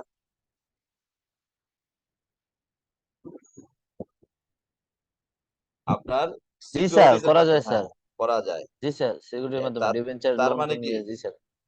ব্যাংকের বাইরে আরো সিস্টেম আছে কি নাই? আছে স্যার, সিস্টেম আছে sir. Another system is market. Market means capital market, the primary and secondary market, capital and money market, and organized exchanges। এই ফাইন্যান্সিয়াল সিস্টেম হলো এই জিনিসগুলির সমন্বয় আসলে। ফাইন্যান্সিয়াল সিস্টেম বলতে শুধু ব্যাংক, ব্যাংক বুঝলে হবে? না স্যার, ব্যাংক ছাড়া অন্য মাধ্যম আরো আছে আছে। স্যার। এই জি স্যার। চ্যাপ্টারের শেষে গেলে দেখবেন, ইয়েস, বাংলাদেশের আসলে বাংলাদেশের money market, Bangladesh share market খুব ইনফ্লুয়েন্সিয়াল, খুব বেশি কি বলে স্ট্রং। বাংলাদেশের শেয়ার মার্কেট খুব স্ট্রং না, খুব ইনফ্লুয়েন্সিয়াল না আসলে। সো এখানে কি হয়, মানুষ গিয়া টাকা টাকা টাকা কি করে আসে, বয়ে চলে আসে। বাট উন্নত বিশ্বে ওটা কিন্তু এমন না আসলে। উন্নত বিশ্বে ব্যাংকিং সিস্টেম শুধুমাত্র টাকা ট্রানজাকশন করার জন্য আছে ব্যাংক, কিন্তু বাট আপনার যে money market financial system dominate and run by the আপনার ক্যাপিটাল মার্কেট। এবং আরো কিছু আছে ওই যেটা financial system comprise of retained earnings. আপনার কোম্পানিতে যদি কি গত বছরের বা আগের ইয়ারের জমা লাভ থাকে, ওটা কি আপনার একটা সোর্স অফ ফাইন্যান্স না?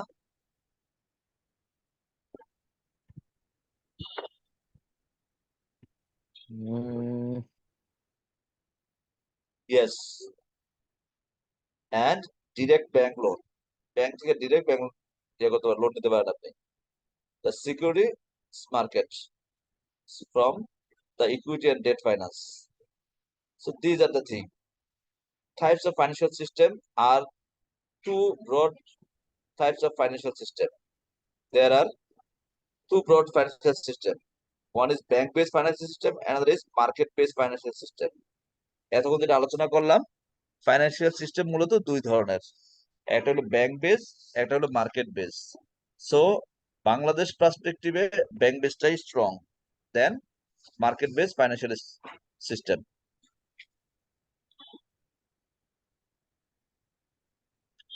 সো ব্যাংক বেস ফাইন্যান্সিয়াল সিস্টেমটা কেমন আসলে? হাউসহোল্ড মানে আমরা আর কি মানুষরা prefer to bear little risk and so allocate more of their financial asset to cash and cash equivalent. That means deposit with banks. আমরা কি আমাদের কাছে উদ্বৃত্ত যদি টাকা থাকে এটা কি আমরা ব্যাংকে জমা রাখি না?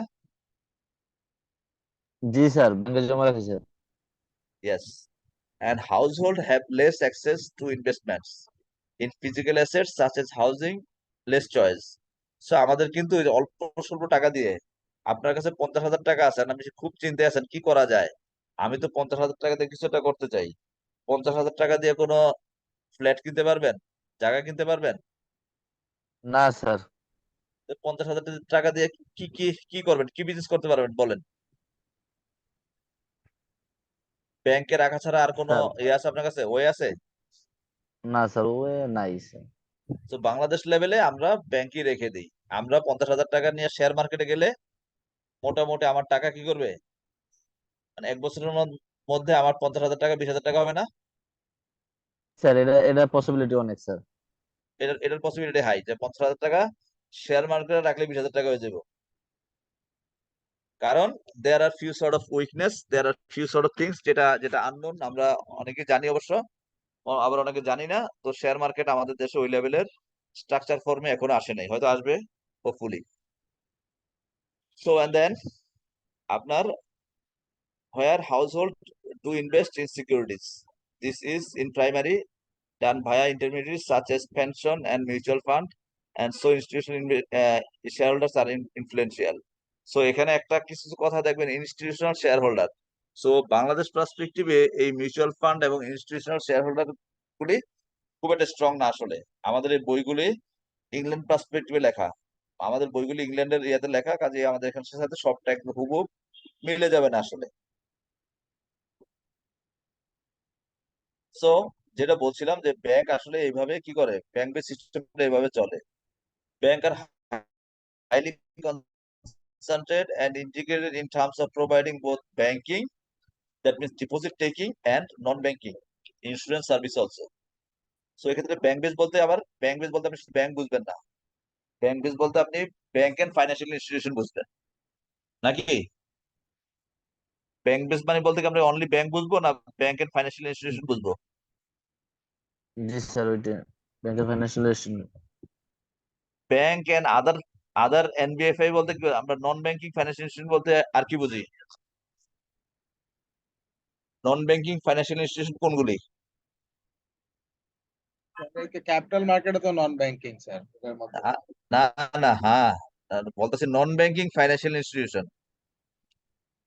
নন ব্যাংকিং ফাইন্যান্সিয়াল ইনস্টিটিউশন স্যার এই leasing micro company credit and পড়ে নাই। Insurance, leasing company micro and insurance, হ্যাঁ মাইক্রো ক্রেডিট অলসো।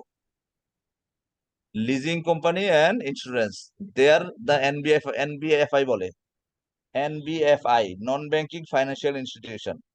আর ব্যাংক তো ব্যাংকিং ফাইন্যান্সিয়াল ইনস্টিটিউশন। এই টোটাল সবটা মিলেই ফাইন্যান্সিয়াল ইনস্টিটিউশন আসলে, বুঝছেন না? সো ব্যাংক এবং সরি লিজিং কোম্পানি এবং ইন্স্যুরেন্সকে বলা হয় নন NBFI, non banking financial institution. আর ব্যাংক তো ব্যাংকিং ফাইন্যান্সিয়াল ইনস্টিটিউশন। সো তারা কি করে, তারা আসলে ডিপোজিট নেয় এজ ওয়েল এজ তারা ওই টাকাটা কি করে, ফাইন্যান্স করে, ধার দেয়।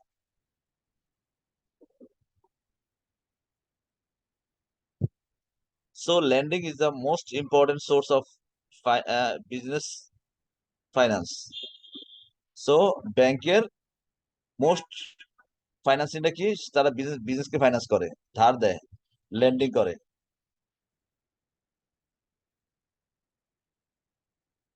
সো আর পরে ফাইনালি এটা দেখেন শেষে ব্যাংকার banks and businesses are highly integrated. Banks have long-term relationship with the businesses they lend to, usually commenced by the bank after holding equity in a business as well as debt, having equity held by the businesses. So এটা খুব বেশি ইয়ে করার দরকার নেই। পরের লাইনটা দেখেন, markets are volatile and speculative business companies are dependent on bank finance, thus have high gearing. So আপনার ওই যে মানে অনেকে কি দেখবেন, যেটা বললাম যে মানুষ কি করে, যে হাই রিস্কের কারণে মানুষ কি করে, টাকা থাকলে মানুষ শেয়ার মার্কেটে কম যায়, তো মানুষ কোথায় যায়, সাধারণত they rely on the banks. So these are the thing. So banking সিস্টেমটা working like that, banking system are working like that. So আমাদের আরেকটা সিস্টেম আমরা যেটা দেখলাম, দেয়ার আর অ্যানাদার সিস্টেম, ওটা কি, ওটা হলো market base financial system. So how it's work, market based financial system টা কি, household bear more risk and so hold proportionately more equity and proportionately fewer deposit with banks. আপনার অনেক জায়গায় আছে যেখানে market base financial system strong, সেখানে house hold মানে মানুষজন কি করে, জনগণ তার তার তার ডিপোজিটের একটা অংশ কি করে, তার জমা টাকার একটা অংশ সে কি করে, একটা অংশ সে মানে মোর রিস্ক নেয়, মানে শেয়ার মার্কেটে যায়, আরেকটা অংশ সে কি করে, ব্যাংকে জমা রাখে। Household have greater access to investment in physical assets such as housing, that is more choice. So যেই যেই অর্থনীতিতে বা যেই যেই ইকোনমিতে মার্কেট বেস ফাইন্যান্সিয়াল সিস্টেম, সেখানে জনগণের অনেক ইনভেস্ট করার কি থাকে, সুযোগ থাকে আসলে, বিভিন্ন রিয়েল এস্টেট বা হাউজিং কোম্পানিতে বা ওইখানে ইনভেস্ট করার সুযোগ থাকে, সেক্ষেত্রে সে টাকা শুধু শুধু নিয়ে ব্যাংকে রাখেন আসলে। High level of indirect investment via intermediaries. So আপনি এটা আমাদের দেশে খুব কম আছে, এটা আসলে ইউরোপ আমেরিকাতে কি করে, আপনার কাছে টাকা থাকলে আপনি কি করেন, আপনি মিউচুয়াল ফান্ডে ইনভেস্ট করেন, মিউচুয়াল ফান্ড আপনার হয়ে আবার অন্য জায়গায় ইনভেস্ট করে, এজ ওয়েল এজ আপনি পেনশন ফান্ডে আপনার যে টাকা আপনি কি করেন, আপনার কোম্পানি থেকে যে পরিমাণ পেনশন, তো আমাদের বাংলাদেশ তো পেনশন নিয়ে খুবই স্ট্রং না, বা ইদানিং কালে যে কি বলে মানে পেনশন, পেনশন তো একটা আসতেছে আমাদের, মানে যে পেনশন আসতেছে এটা আসলে পেনশনের যেই বৈশিষ্ট্য, ওই বৈশিষ্ট্যের মধ্যে পড়ে না, এটা অন্য টাইপের জিনিস আসলে। সো উন্নত বিশ্বে কি হয়, আপনার পেনশন ফান্ড এবং মিউচুয়াল ফান্ডে লোকজন ইনভেস্ট করে আসলে। and market are more important than banks for long term finance. So long term ফাইন্যান্সের জন্য, আচ্ছা ব্যাংক থেকে লোন নিয়ে কি আপনার পক্ষে কোনো ফ্যাক্টরি করা সম্ভব, যে যেটার যে ফ্যাক্টরির কি বলে মানে পে ব্যাক পিরিয়ড আস্তে আস্তে 8-10 বছর লাগবে, স্লো ইনভেস্টমেন্ট, আস্তে আস্তে এটা ব্র্যান্ড বিল্ড আপ হবে, মানে ওই ধরনের প্রজেক্ট কি ব্যাংক থেকে লোন নিয়ে করা সম্ভব?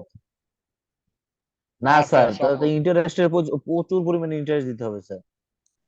আপনার ইন্টারেস্ট গুনতে গুনতে আপনার কি বলে মানে একটা বিজনেস তো নতুন ব্র্যান্ড মার্কেটে নামলে ব্যবসা শেষ এটা, স্যার।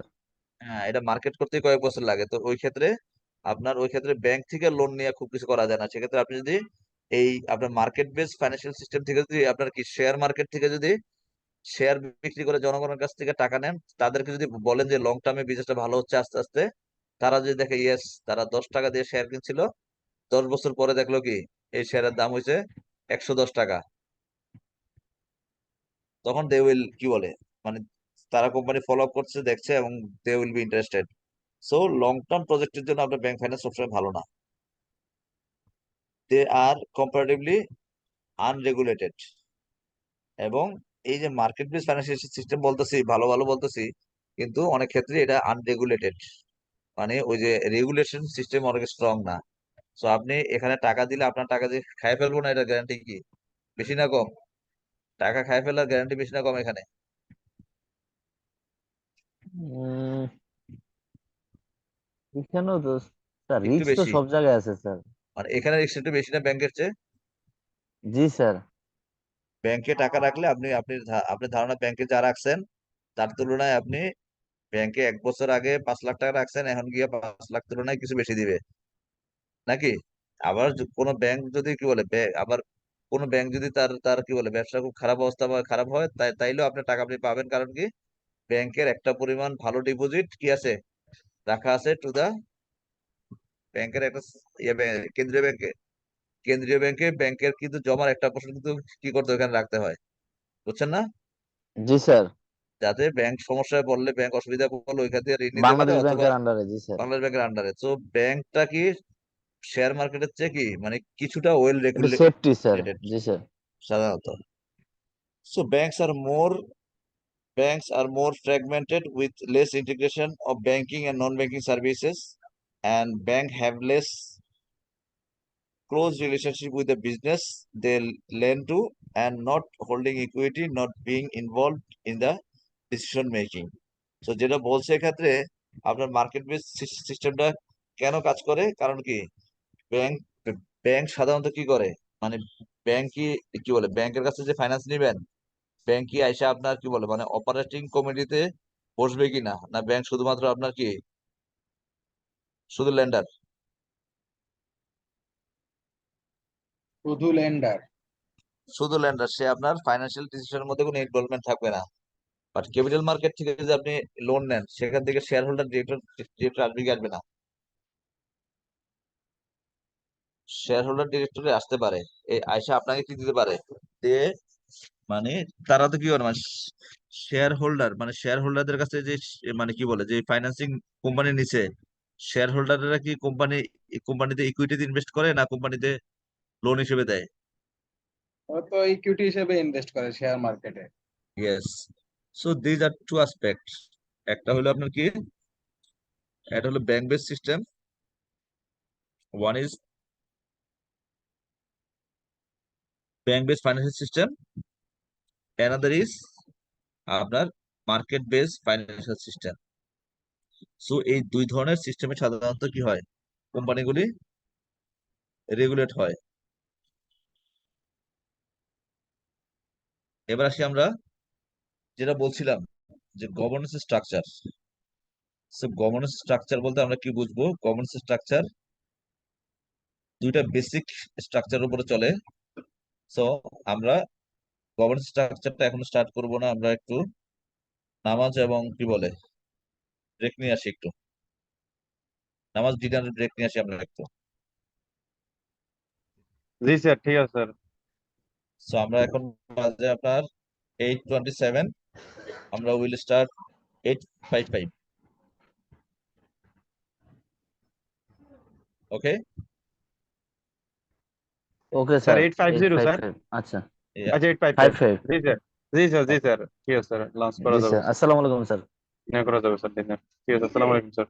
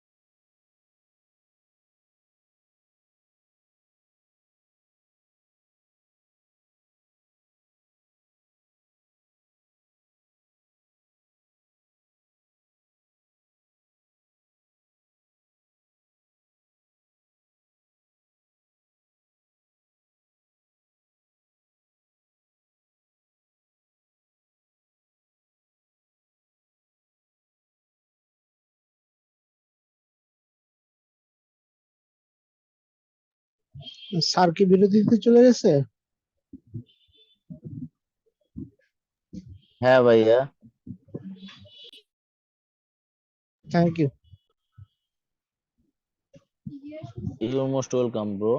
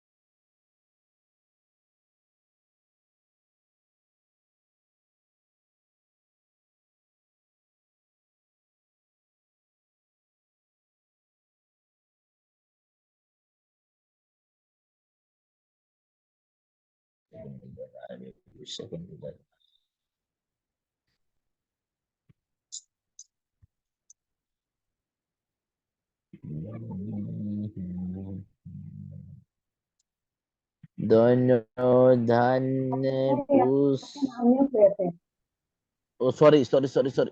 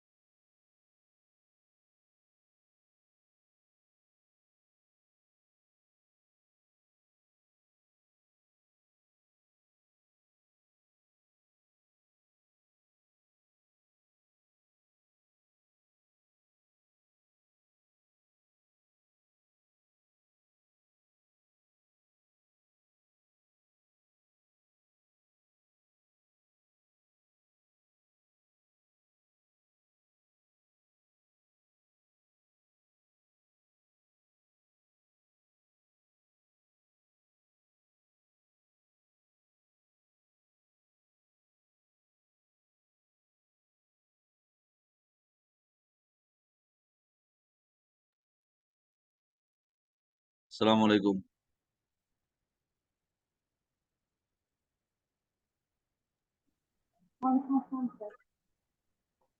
ওয়ালাইকুম আসসালাম। Are you align with me? সবাই আসছেন? Yes, sir. Yes.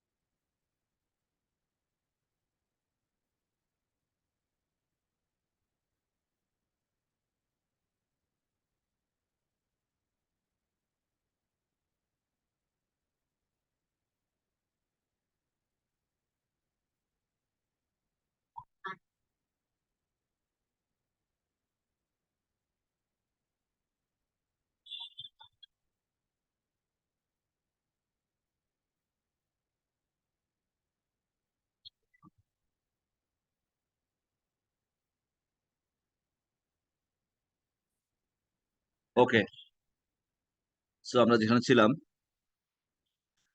corporate governance structure, there are two basic governance structure is statutes and code of practice. So the different countries use different combination of statutes and code of practice depending in part on whether they have principle based or a shareholder lead approach to governance structure. So governance structure এক এক দেশ এক এক ভাবে কি করে follow করে, সব দেশ বা সব জায়গায় একই রকম স্টাইলে কর্পোরেট গভর্নেন্স নাই আসলে।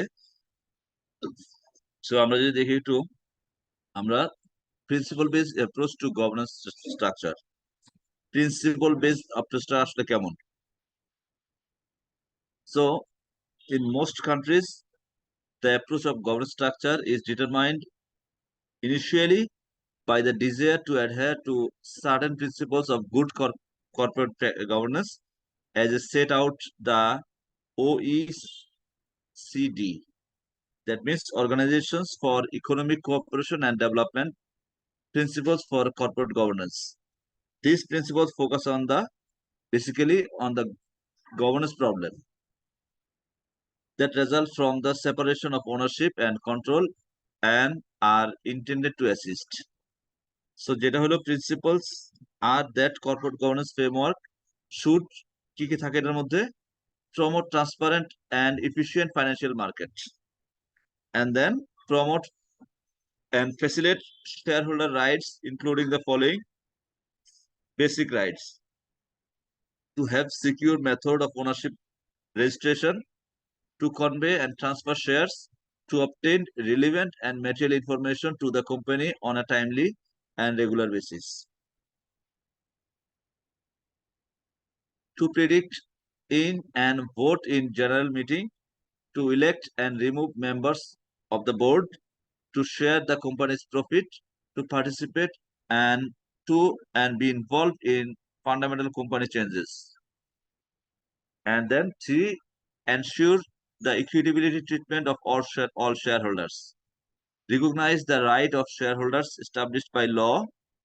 5, ensure that timely and accurate disclosure is made in all material matters, including the company's financial position and performance, ownership, objectives, board remuneration policy, related party transaction, and foreseeable risk factors.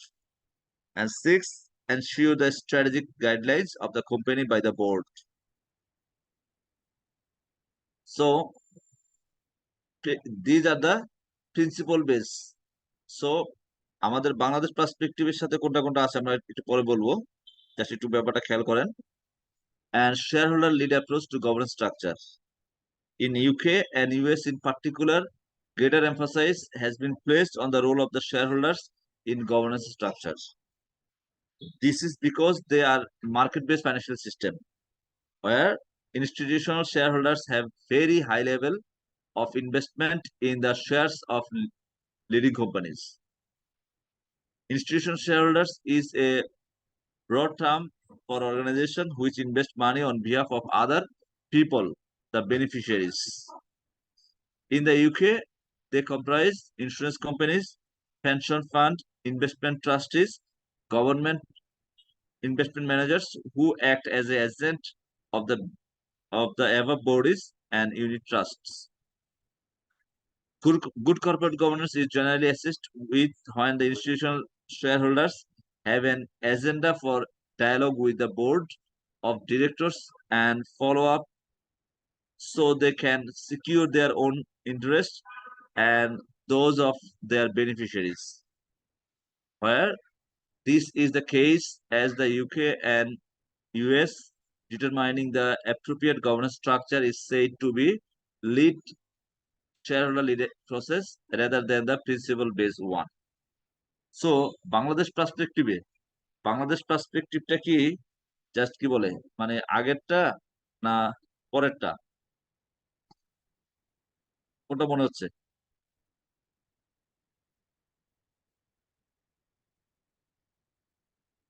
বাংলাদেশের আপনার বাংলাদেশের যে governance structure এটা কি principal base structure না এটা আপনার share lead base structure?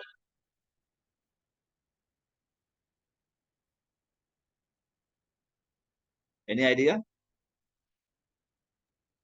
আর এটা কি শেয়ার বেস হবে? বাংলাদেশটা বেসিক্যালি প্রিন্সিপাল বেস অ্যাপ্রোচের মধ্যেই পড়ে বেশিরভাগ, বাট বাংলাদেশটা মিক্স। বাংলাদেশেরও কিছু কি আছে, বাংলাদেশের কিছু আপনার কিছু মিউচুয়াল ফান্ড আছে, কিছু মানে কিছু ইনস্টিটিউশনাল শেয়ার হোল্ডার বাংলাদেশের ওই অ্যাপ্রোচটা খুব স্ট্রং না আসলে, বাট আছে। সো বাংলাদেশে এক্স্যাক্টলি যদি বলি solely principle base, it's not true. যদি বলি exactly shareholder lead base approach, this is not true. So this is the mix actually. So it's যদি বলি basically principle base approach are observing in our country, but there are few কি আছে কিছু কিছু institutional share holder আছে আমাদের দেশে। So এক্ষেত্রে একটা জিনিস দেখবেন, possible structure for the board of directors. So there are two types of structure for the board of director as a whole.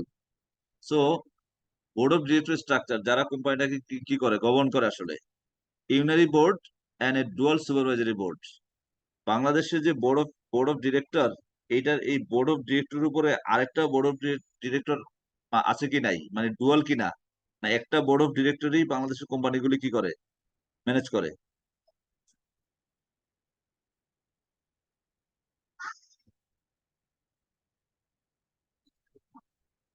বাংলাদেশের কোম্পানির যে বোর্ড অফ ডিরেক্টর যদি বোর্ড দেখা যায় কিনা, যে একটা বোর্ড প্রাইমারি কাজগুলি করে আবার উপরের লেভেল লেয়ারে আরেকটা বোর্ড আছে, সুপারভাইজারি কোনো বোর্ড আছে কিনা?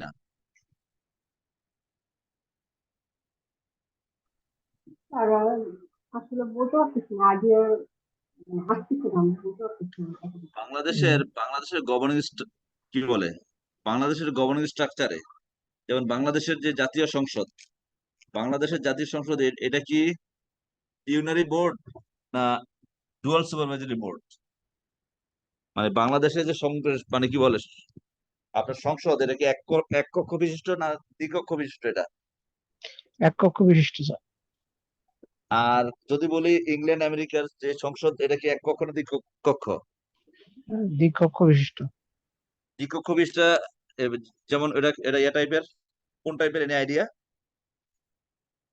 যেরকম ভারতে আছে না স্যার, ওই দুই পক্ষ, একটা বিধানসভা আর একটা কি জানি, এরকম একটা আর কি, লোকসভা। দুইটাই থাকে।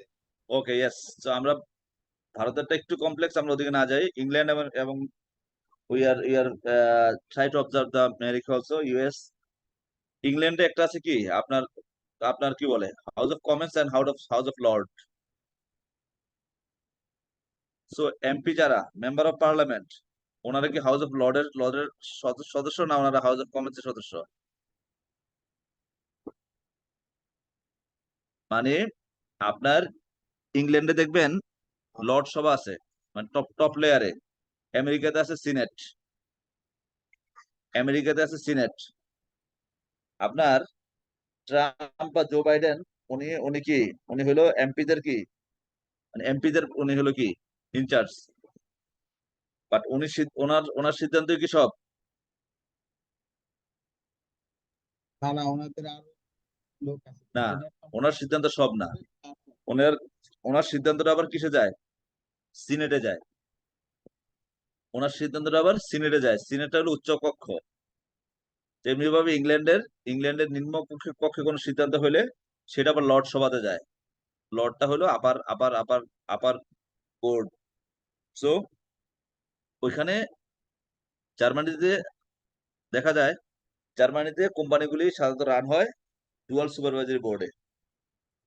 সো বাংলাদেশ লেভেলে এবং এবং ইংল্যান্ড আমেরিকাতেও কোম্পানিগুলি সাধারণত কি দেশ ডুয়াল সুপারভাইজারিতে রান করলেও কোম্পানিতে সাধারণত ডুয়াল সুপারভাইজারি বোর্ড নাই আসলে। সো ইউনারি বোর্ড মানে একটাই board, is responsible for both management of the company business and reporting to the shareholders via the financial statement and shareholder meetings. This is the basic system under UK structure. A dual or supervisory board structure is seen in Germany, for instance, with roles split between management board and the supervisory board. Management board কি করে? With responsibility to manage the company using similar powers of the unary board. Unary board যা করে তারা আসলে ওই কাজটাই করে। Supervisory board কি করে? An independent separate board elected by the shareholders and the employees often comprise a series of committee with delegated power. In Germany, for instance, the supervisory board has power to appoint and remove members of the management board, request information for members of the management board, receive formal reports on policy, financial performance, the state of the company's affairs and exceptional occurrences. Approve or not approve the income statement, balance sheet and dividend declared. Inspect books and records. Perform independent reviews and convey shareholders meeting.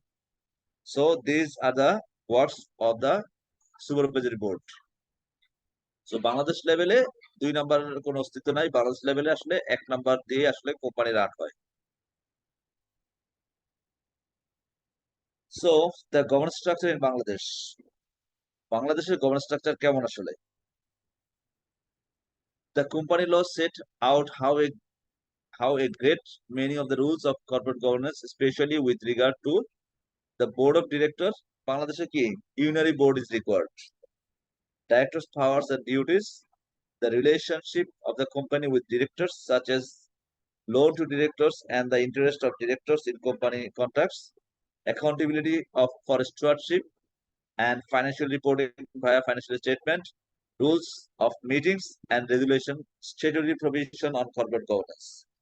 In addition to these statutory rules, large companies in Bangladesh, yes, comply with the Securities and Exchange Commission requirement on corporate governance contained in the notification dated 20th February 2006 and latest update on 3rd June 2018. যেটা বলছিলাম, বাংলাদেশের বড় কোম্পানিগুলি বা যেটা listed কোম্পানিগুলি they should follow this corporate governance guideline, যেটা কিনা 2006 সালে publish হয়েছিল ফার্স্ট এবং 2018 সালে সেটা আবার লেটেস্ট হয়েছে, আপডেট হয়েছে। এর মধ্যে আরো কয়েকটা আপডেট হয়েছে, বাট এখন যেটা দ্বারা চলে সর্বশেষ update 3rd June 2018. Based on this, all company should comply and run their operation.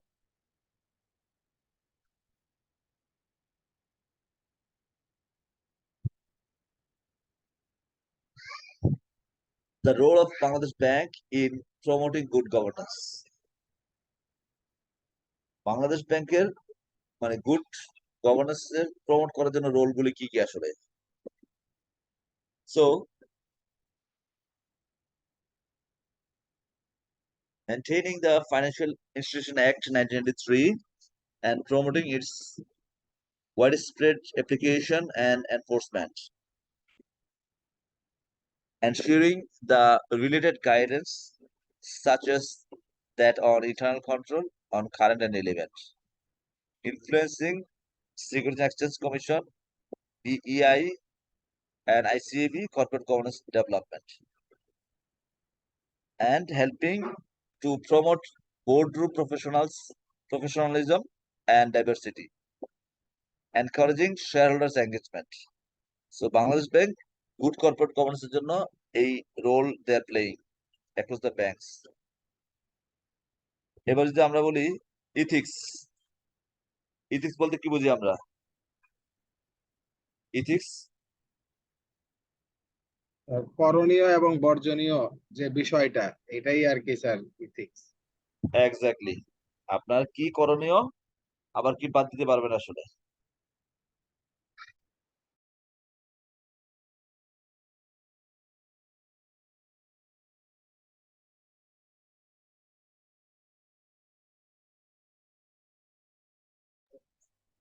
So a system of behavior which is deemed acceptable in the society or context under consideration. Ethics tell us how to behave. Ethical culture যদি বলি আমরা, so there are few things, আপনার integrity, objectivity, accountability, openness and honesty. So গতকালকার ক্লাসে বললাম একজন professional অ্যাকাউন্টেন্টের fundamental principles বা কি কি ইথিক্যাল প্রিন্সিপালস, কি কি ইথিক্যাল প্রিন্সিপালস বা ফান্ডামেন্টাল প্রিন্সিপালস মেনটেন করতে হয়, ওখানে ওইটা দেখছি। আর এক্ষেত্রে আমরা পাবলিক লাইফে আমরা মানে এজ এ হোল এক্ষেত্রে কোনো কি করা হয় নাই, এক্ষেত্রে প্রফেশনাল অ্যাকাউন্টেন্টের জন্য কোনো কিছু কিনা মানে জাস্ট বলা হয় না, এজ এ হোল পাবলিক লাইফে কি জিনিসগুলি আসলে ইথিক্যাল স্ট্যান্ডার্ড হিসেবে মেনটেন করা হয়। পাবলিক লাইফে integrity, objectivity, accountability, openness and honesty. In setting the tone, ethical business leadership by Philippa Foster backlist further business values. আরো আরেকজন কি করছেন, আরো কিছু বিজনেস ভ্যালুস অ্যাড করছেন। These are the truth, transparency, fairness, responsibility and trust. So সবগুলি কথাই শুনতে ভালো লাগে, nice to hear and nice to feel, but কি পেইন টু কমপ্লাই নাকি? ইথিক্যাল স্ট্যান্ডার্ডের কথাগুলি কি শুনতে ভাল লাগে, ভাবতে ভাল লাগে নাকি? কমপ্লাই করা হলো tough. Are you agree with me?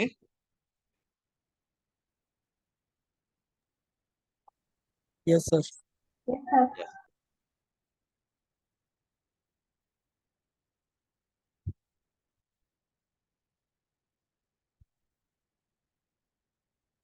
So আমরা যদি বলি বিজনেস ইথিক্স বলতে আমরা কি বুঝবো আসলে, যে business ethics, so acceptable business ethics গুলি কেমন হতে পারে? মিনিমাম, আপনার ম্যাক্সিমামের কোনো বার নাই যে আপনি এমপ্লয়ীদেরকে অনেক কিছু দেন, তো কত দেন এটা কোনো কথা না, বাট মিনিমামটা কি আসলে? মিনিমাম ইথিক্যাল ভ্যালুস কি?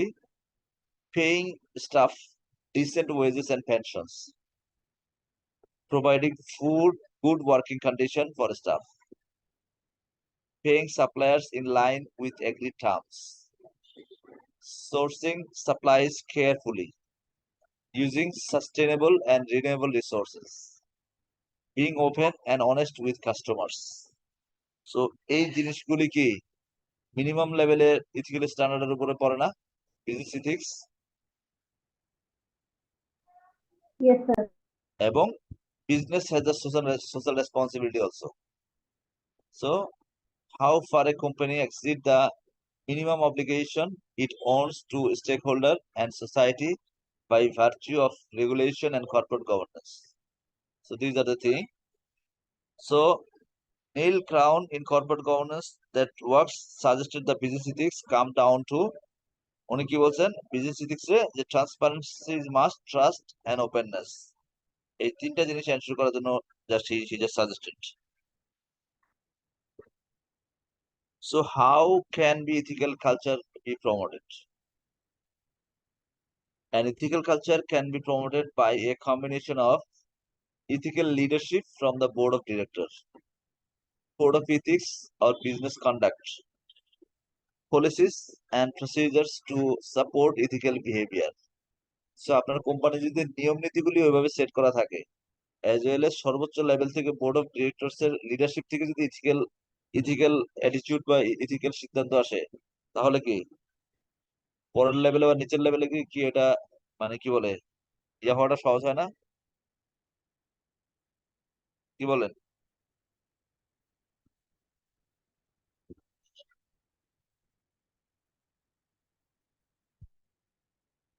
Ethical leadership from the board of director. Ethical leadership বলতে আমরা কি বুঝবো? আপনার অ্যাট্রিবিউটস, ইথিক্যাল লিডারশিপের অ্যাট্রিবিউটস গুলি কেমন আসলে? Leadership should be in a openness manner, এবং courage, ability to listen, honesty and fair-mindedness. So বিহেভিয়ারটা কেমন হতে পারে? Be open-minded and willing to learn and encourage other to learn. Be determined and direct, actively stamp out poor behavior. Be aware of what is going on and know what doing the right thing is the right things to do. Honesty, be considerate and cautious in managing expectations. Fair-mindedness, be independent and willing to challenge the status. So, and the second is actually code of ethics, a formalization of moral principles or values, responsibilities and obligations. The function of a code of ethics are, code of ethics এর function গুলি কি কি?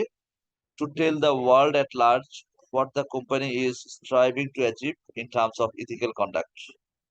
To communicate a large for the company as a whole to follow in its dealing with third parties. To provide guidance for individuals within the company as how to act. To describe what is the company's aim to do in the event that an employee highlights unethical behavior and abuse within the company. So it's all about the ethical behavior and ethical standard. So এই তিনটা জিনিস দেখেন, developing a code of ethics, the company should have 3 objectives in mind. To improve behavior, to build the company's reputation and the trust of stakeholder in the company, to improve performance and build value. এই তিনটা ওয়েতে কি করতে পারি আমরা? তিনটা ওয়েতে এই 3 অবজেক্টিভসটা মাথায় রেখে আমরা কি করতে পারি? Developing A code of ethics. And a code of ethics should ideally inform directors and everyone else in the company that ethical behavior is expected of them. This may mean, এর অর্থ সকল ভালো ভালো কথা আর কি, performing their duties and undertaking their responsibilities honestly, objectively, with diligence, loyalty, not acting in a way which will discredit the company, avoiding a situation where they have a conflict of duty between the company's interest and their own, not accepting inducement or bribes which will affect their judgment, keeping information confidential and not using it for personal gain, maintaining high standard of dignity, morality and competence, respecting human rights, that is suppliers, workers and the public, being environmentally aware in means form depending on the industry, making ethical investment, fighting corruption, whistleblowing to a regulator or other external bodies where applicable. So এই behaviour গুলি, এই কাজগুলি করলেই বোঝা যাবে যে কি, যে আপনার just ethical behavior, how it's working and the thing. Whistle blowing বলতে আমরা কি বুঝি আসলে? Any idea about the whistle blowing?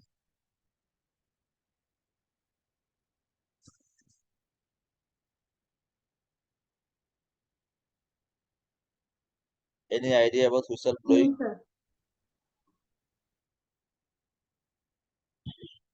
Sir insider information leak করাকে হুইসল ব্লোয়িং বলতে পারেন, কনফিডেন্সিয়াল ইনফরমেশন। Yes, না, এটা এক্স্যাক্টলি এটা নেগেটিভ ওয়েতে না, এটা পজিটিভ ওয়েতে হইতে পারে। আপনি যদি আপনার কোম্পানিতে কোনো অনিয়ম দেখেন যে কোনো অনিয়ম হচ্ছে বা কোনো অনিয়মের কোম্পানি কিছু ইয়ে হচ্ছে আর কি, সো আপনি আপনি কি এটা আপনার কি বলে মানে যথাযথ কর্তৃপক্ষকে আপনি জানাবেন কিনা? This is actually whistle blow, বাঁশি বাজানো আসলে, বাঁশি বাঁশি বাজানো, নোটিশে আনা। Employees who make the decision to blow the whistle are driven to do so by their own moral values and their need to do the right thing. But they will normally only do so once they have tried but fail to get the problems addressed internally. This is where an effective code of ethics can make all the difference. If there is a true backing in the company for ethical ethics, then problems would get stored stored out before the whistle was blown externally. So আপনার যদি কোম্পানিতে যদি ethical practice and ethical behaviour থাকে তাহলে কি করতে হবে না, তাহলে just আপনার আপনার ইন্টারনালি আপনি কি করতে পারবেন, ওটা আপনার কি বলে ঊর্ধ্বতন বসের কাছে বললে হি ক্যান টেক অ্যাকশন। যদি ব্যাপার স্যাপার যদি এমন না হয়, যদি কোম্পানিতে ইথিক্যাল প্র্যাকটিস না থাকে, তাহলে এট লাস্ট কি আর হয়, মানে কোম্পানিতে বললেও কাজ হয় না বা বলার পরও কাজ হয় না, ফাইনালি সেটা এক্সটার্নালি এক্সপোজ হয় আসলে।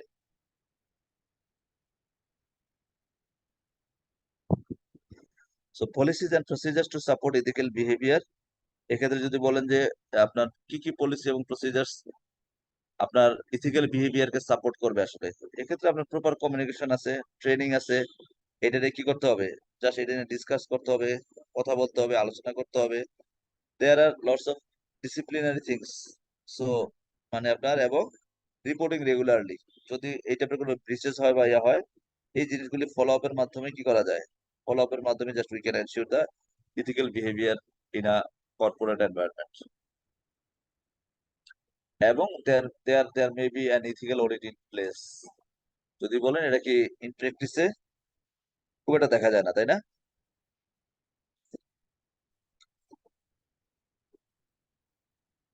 So ethical audit, a process which measures the internal and external consistency of a company's values base. The ethical audit produces an ethical profile which brings together all the factors affecting a company's reputation by examining the way in which it does business. At a given point in time, the ethical profile clarify the actual values to which the company operates, provides a baseline by which to measure future improvements, points the way towards meeting and any social expectation, gives stakeholders the opportunity to clarify their expectation of the company's behavior, identifies specific problem areas within the company, identifies the issues which motivates employees, identify general areas of vulnerability, particularly related to lack of openness. So these are the thing. It's about ethical standard of a business. So এখান থেকে খুব বেশি প্রশ্ন আসবে না, তারপরও মানে মানে এগুলো সম্পর্কে আইডিয়া রাখা খুব জরুরি। সো দুই একটা জিনিস আসতে পারে যে আপনি ইথিক্যাল স্ট্যান্ডার্ড বলতে আপনি কি বুঝবেন, মানে বিজনেস ইথিক্যাল স্ট্যান্ডার্ড। সো এখানে ওই কিওয়ার্ড গুলি just you may focus on the keywords. Okay,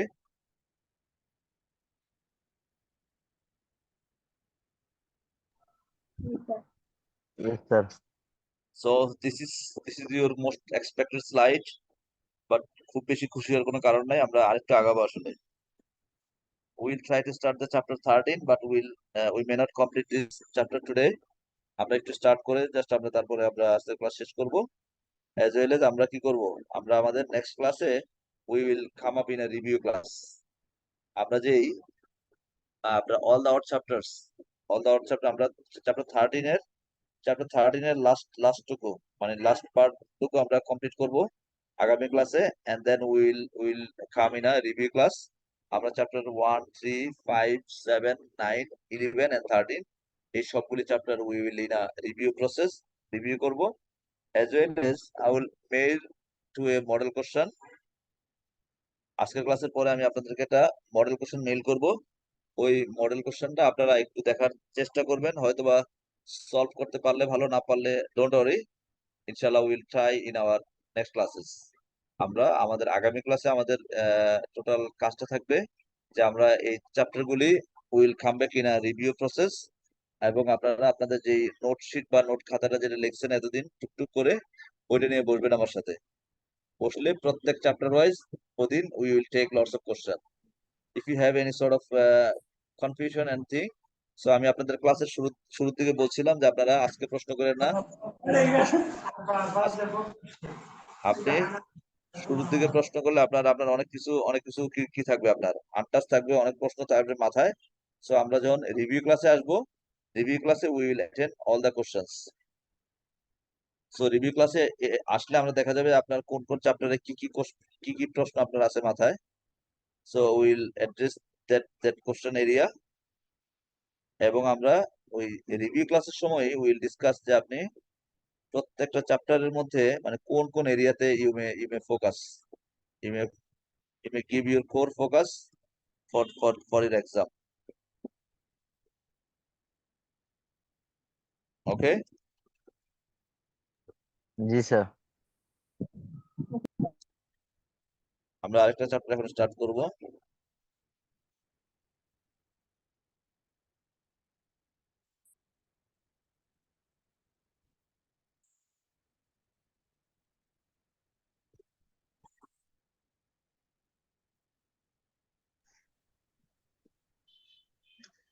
R see my screen? G sir. So যেটা মনে রাখবেন যে আমরা আগামী ক্লাসে আমরা রিভিউ প্রসেসে আসবো, প্রত্যেকটা চ্যাপ্টার নিয়ে রিভিউ করব, এবং আপনার নোট খাতায় বা নোট শিটের মধ্যে যেই আপনার কনফিউশন গুলি লেখা আছে, যে প্রশ্নগুলি লেখা আছে ওগুলি আমরা অ্যাড্রেস করব। অ্যাজ ওয়েল এস আমি আজকের ক্লাসের পরে আই উইল মেইলে মডেল কোশ্চেন টাইপ থিংস আমি আপনাদেরকে একটা মেইল করব। সো আপনারা ওই আপনাদের কি বলে এই বেসিক নলেজের আলোকে ওগুলি সলিউশন করার চেষ্টা করবেন, বাট সলিউশন না হলে ওরিড হওয়ার কিছু নাই। In our next classes will discuss in a detail manner to solve that questions. So this is chapter 13. This is economic environment of business and finance. আপনি যে আমরা তো এখানে বিজনেসের মালিক নাকি? All we are entrepreneur here. Yes, sir. আমরা যে এন্টারপ্রেনার, এই ব্যাপারে কোনো doubt you have? No, sir. Any doubt you have being an entrepreneur? No, sir. So if you have any sort of doubt regarding an entrepreneur, so আপনি যে business করবেন এটা কি এটা জাস্ট কোন এনভায়রনমেন্টে? এটা কি ইকোনমিক এনভায়রনমেন্টে, না আপনার কি বলে ঘরের এনভায়রনমেন্টে, যে না বিজনেসটা আমার ঘরেই করব? Economic environment. Yes, business should be operated in a economic environment. So আপনি যে এন্টারপ্রেনিয়র, আপনাকে বিজনেসের ইকোনমিক যে এনভায়রনমেন্ট আপনি বিজনেস করবেন ওই এনভায়রনমেন্টের সম্পর্কে জানা থাকা খুব জরুরি না? এনভায়রনমেন্টের এলিমেন্ট, এনভায়রনমেন্টের যে মুভমেন্ট, মানে এনভায়রনমেন্টের টোটাল সবগুলি ফ্যাক্টর সম্পর্কে আপনার কি ক্লিয়ার কনসেপ্ট এন্ড আইডিয়া থাকা is a must, right? Yes, sir. So is today's chapter the economic environment of business and finance. So introduction to the economic environment. So আপনি যেই এনভায়রনমেন্টে business করবেন, this is called economic environment. There are two economic environment that affect business. So one is macroeconomic environment, another is microeconomic environment. So আমরা macroeconomic আর microeconomic বলতে কি বুঝি আসলে? What do you mean by macro and micro? Macro সম্ভবত এই মানে কোম্পানির ভিতরে যে এনভায়রনমেন্ট অর্থনৈতিক সেটা, আর মাইক্রো হচ্ছে যেটা পুরো দেশ ভিত্তিক, যেটা পুরো বিশ্বে আর কি, বহির্বিশ্বে অর্থনীতি। মাইক্রোটা হলো পুরো বিশ্বে নাকি? ম্যাক্রো সামষ্টিক সংস্থা। না স্যার, ম্যাক্রোটা পুরো বিশ্বের। Macro sir, macro. মাইক্রো লিখে স্যার ওই মানে কোম্পানির অভ্যন্তরীণ, আর মানে মাইক্রো হলো স্যার অভ্যন্তরীণ ইন্টারনাল। অর্থনৈতিক অবস্থা। এটা আসলে এক্স্যাক্টলি আমরা বিজনেস নিয়ে আলোচনা করছি না, আমরা আলোচনা করছি এনভায়রনমেন্ট নিয়ে, ইকোনমিক এনভায়রনমেন্ট। সো ইকোনমিক এনভায়রনমেন্টে ম্যাক্রো ইকোনমিক এনভায়রনমেন্ট, ম্যাক্রো বলতে আমরা কি বুঝি, বড় না ছোট? ম্যাক্রো বড় স্যার। বড় আর স্যার, মাইক্রো? মাইক্রো ছোট। ছোট। ইয়েস, সবসময় দেখবেন কি বলে মাইক্রোবাস, মাইক্রোবাস কি অনেক বড় বাস? জি না স্যার। মাইক্রোওয়েভ ওভেন, বাসায় যেটা মাইক্রো ওভেন থাকে, মাইক্রো ওভেন কি বড় ওভেন? জি না স্যার। মানে ইন্ডাস্ট্রিতে যে ওভেন ইউজ করা হয়, ইন্ডাস্ট্রি ওভেন আর বাসার মাইক্রো ওভেন কি সেম? সেম না স্যার, ইন্ডাস্ট্রিটা অনেক বড় থেকে। হ্যাঁ, তো ইন্ডাস্ট্রিতে যেটা ইউজ করে, ইন্ডাস্ট্রিতে যে ওভেন ইউজ করে ওটা কি ম্যাক্রো ওভেন না micro oven? Macro ইন্ডাস্ট্রিটা। Yes.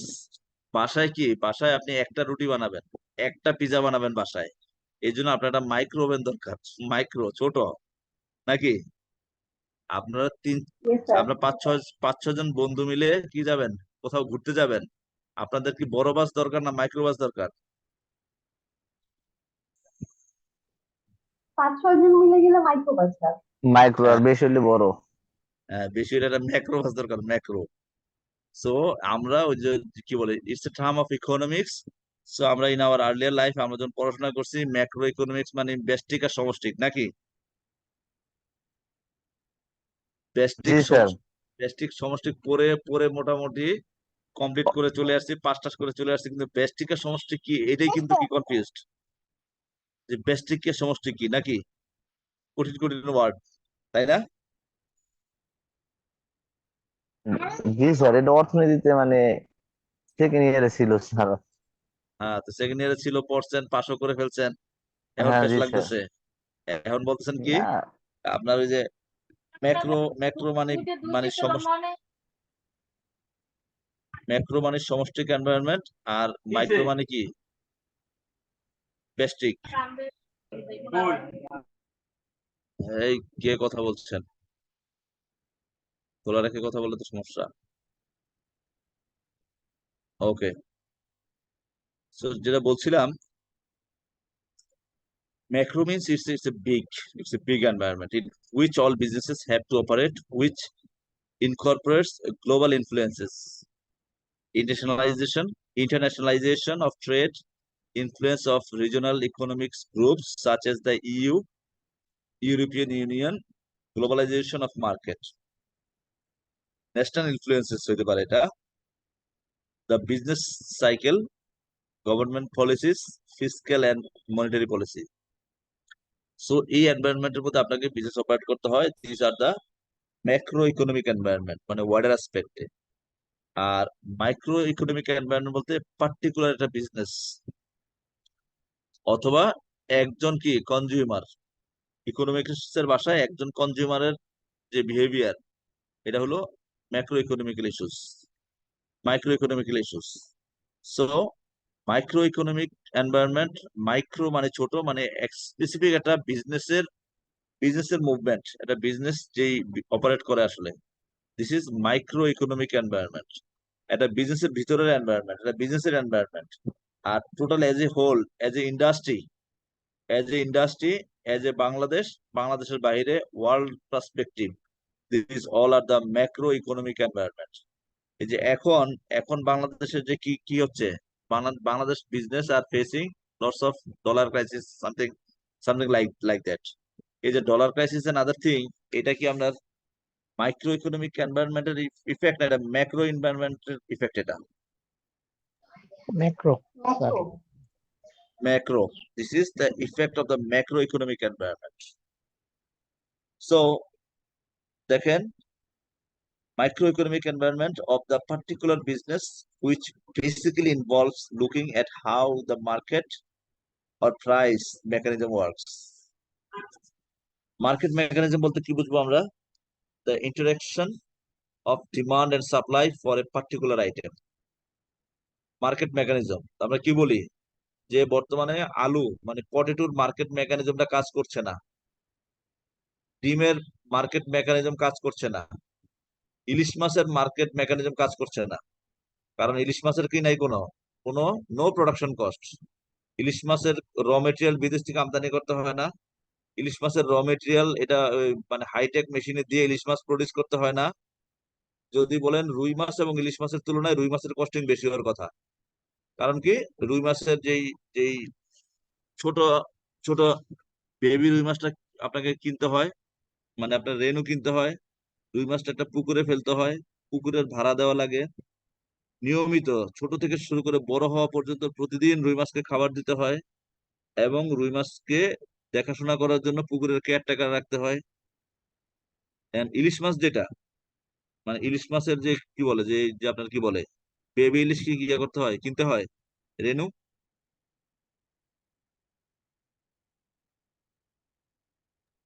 Is it? না স্যার, কিনতে হয় না রেনু। ইলিশ মাছে তো রেনু পাওয়াই যায় না, অটোমেটিক হ্যাঁ, সাগরে বড় হয়। এবং ইলিশ মাছের খাবারের ফিডের দাম তো অনেক বেশি নাকি? ইলিশ মাছ যে এটাও স্যার ফিড খায় না বিদেশ ন্যাচারালি থেকে স্যার, আলাদা। না স্যার, লাগে না। ইলিশ মাছের ফিডও বিদেশ থেকে আনতে হয় না, ইলিশ মাছের কেউ খাবারও দেয় না। তো ইলিশ মাছের কোনো ইয়ে আছে? ইলিশ মাছ যেখানে চাষ হয় ওই ওই পুকুরের অনেক টাকা ভাড়া। না স্যার, বিষয়টা এমন না, তো সাগরে হয়। তাইলে আপনার ইলিশ মাছের দাম রুই মাছের চেয়ে ইলিশ মাছের দাম রুই মাছের মাছের চেয়ে বেসিক্যালি তো কম হওয়ার কথা নাকি? অবশ্যই কম হওয়ার কথা। সো এক্ষেত্রে মার্কেট মেকানিজমটা কাজ করতেছে কিনা ঠিক মতো? করতেছে না মার্কেট মেকানিজম কাজ। সো এই যে আলু পেঁয়াজ ডিম যেটা দেখছেন, this are market mechanism are not work in a perfect manner. So market mechanism the interaction of demand and supply for a particular item. Market বলতে কি বুঝি আমরা? A situation in which potential buyer and potential seller or suppliers of an item or goods come together for the purpose of exchange. যেখানে মানুষ একটা goods exchange করার জন্য যায় আসলে, this is called market. Market for different goods are often interrelated. All goods compete for customers so that if more is spent in one market and there will be less to spend in other markets.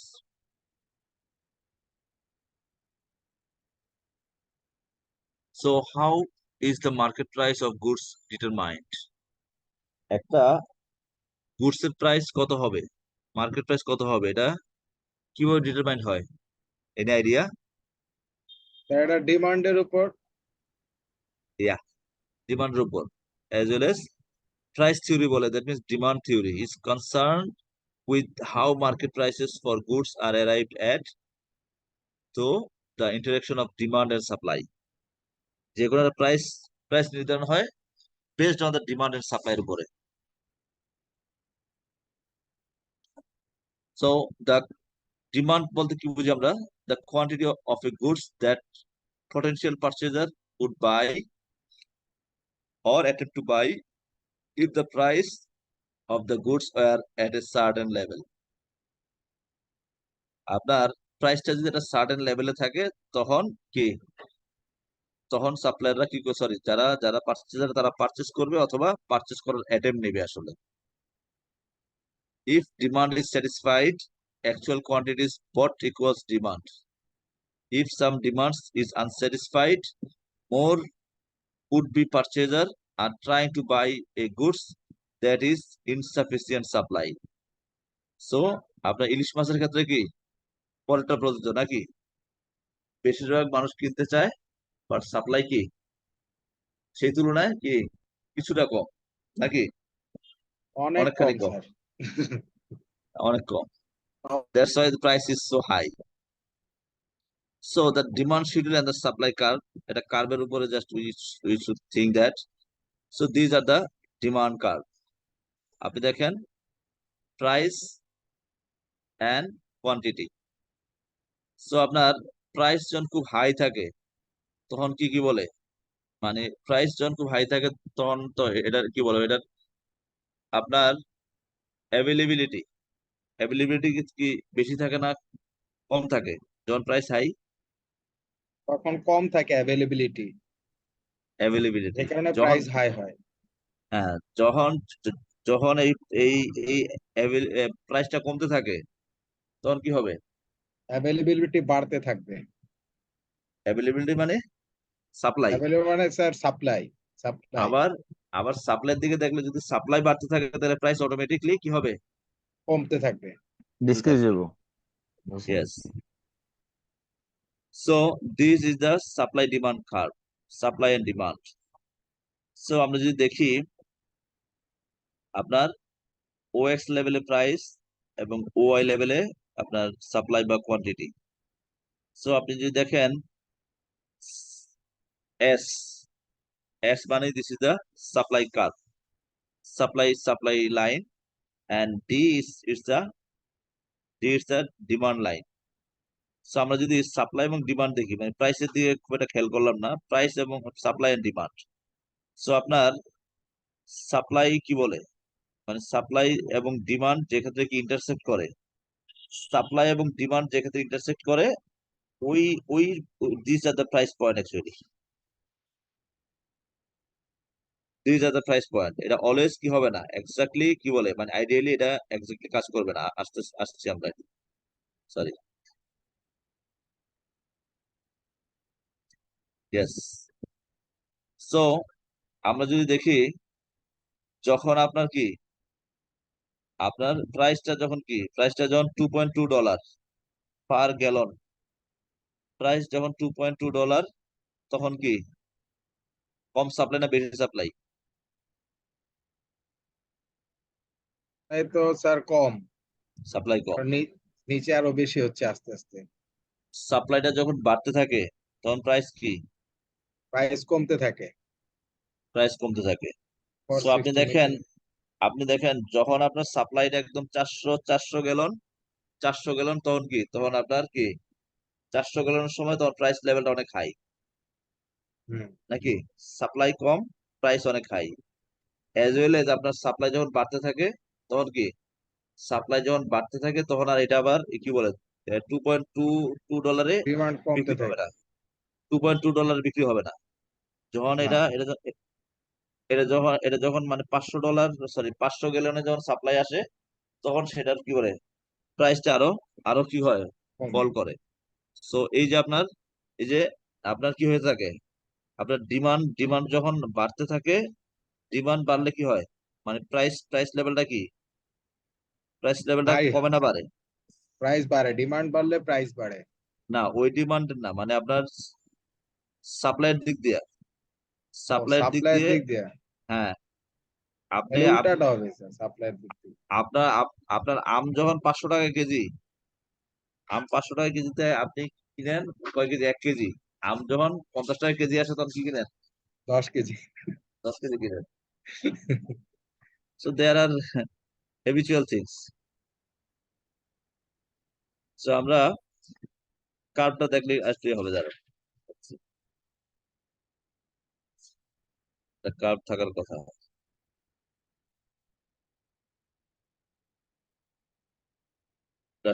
আচ্ছা, একটু পরে একটু complete করে আসি।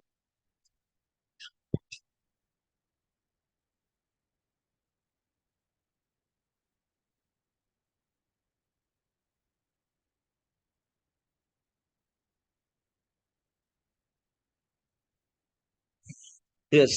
So একটা জিনিস দেখবো আমরা, what factors determine the demand. Demand demand determine করার জন্য কোন কোন ফ্যাক্টর কাজ করে? এর মধ্যে একটা হলো কি প্রাইস। প্রাইস যদি হায়ার থাকে তাহলে কি ডিমান্ড কমে যায়। Yes, the lower will be the quantity demand কমে যাবে। আবার প্রাইসটা যখন এটা নাগালের মধ্যে আসবে তখন কি কোয়ান্টিটি ডিমান্ড বেড়ে যাবে, মানে আপনিও কিনতে যাবেন, আমিও কিনতে যাব, অনেকেই কিনতে চাইবে।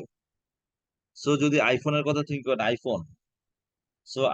আইফোন কি, আইফোন যে লেভেলের প্রাইস, সো আইফোন কেনার সামর্থ্য কি অনেক মানুষ আছে? না স্যার, রিচ পিপল স্যার আমি। এবং এবং এই যে আইফোন যে কথার কথা মানে সাপ্লাই শর্টেজটা করে কম সাপ্লাই করে যে প্রাইসটা আটকে রাখছে, এটা কি this is there business strategy?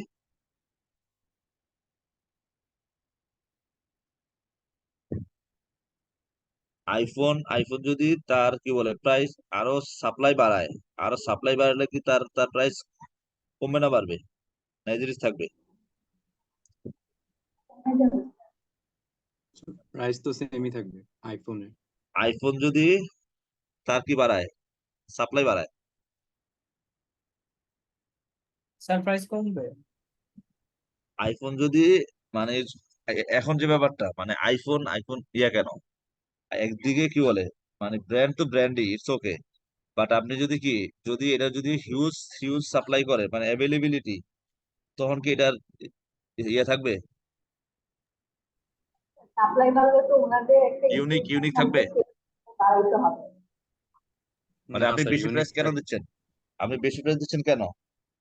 This is unique নাকি? মানে এটা এটা একটা কি club? This is a elite club নাকি ডিফারেন্ট ক্লাব? বর্তমানে বর্তমানে যে লেটেস্ট সিরিজ আসতেছে এগুলি কি, এগুলি প্রায় $2000 উপরে, তাই না? 2000 USD, লাখ 2 টাকার উপরে। তো ওই ওই ক্লাবে কারা? All the elites, right? বা যারা ওগুলা স্যার এফসি এরা ইউজ করবে, হ্যাঁ সিরিয়াস জি স্যার, সব এফসি এফসি এরা ইউজ ইউজ করবে। করবে স্যার। না, এফসিরাইজ করে না সবাই। না স্যার, তারাই করে বেশি ম্যাক্সিমাম আইফোন। কোম্পানি ওনার হ্যাঁ, কোম্পানি ওনাররা ম্যাক্সিমাম। কোম্পানি ওনারাইজ করে। একজন একজন এফসি উনি যদি ব্যাপারটা বুঝে যে এটার এটার মানে হোয়াট মেক সেন্স, এটা কি কি হয় না, এটা ভ্যালু ফর মানি হয় না অনেক সময়। আবার যেটা বলছেন, হ্যাঁ অনেক সব এফসি, এফসিরাও এটা ইউজ করবে না, আবার সব কোম্পানির মালিকও ইউজ করবে না, ডিপেন্ড করে তাদের মেন্টালিটির উপর। Right right. So who feel that this is value for money for me, they can use.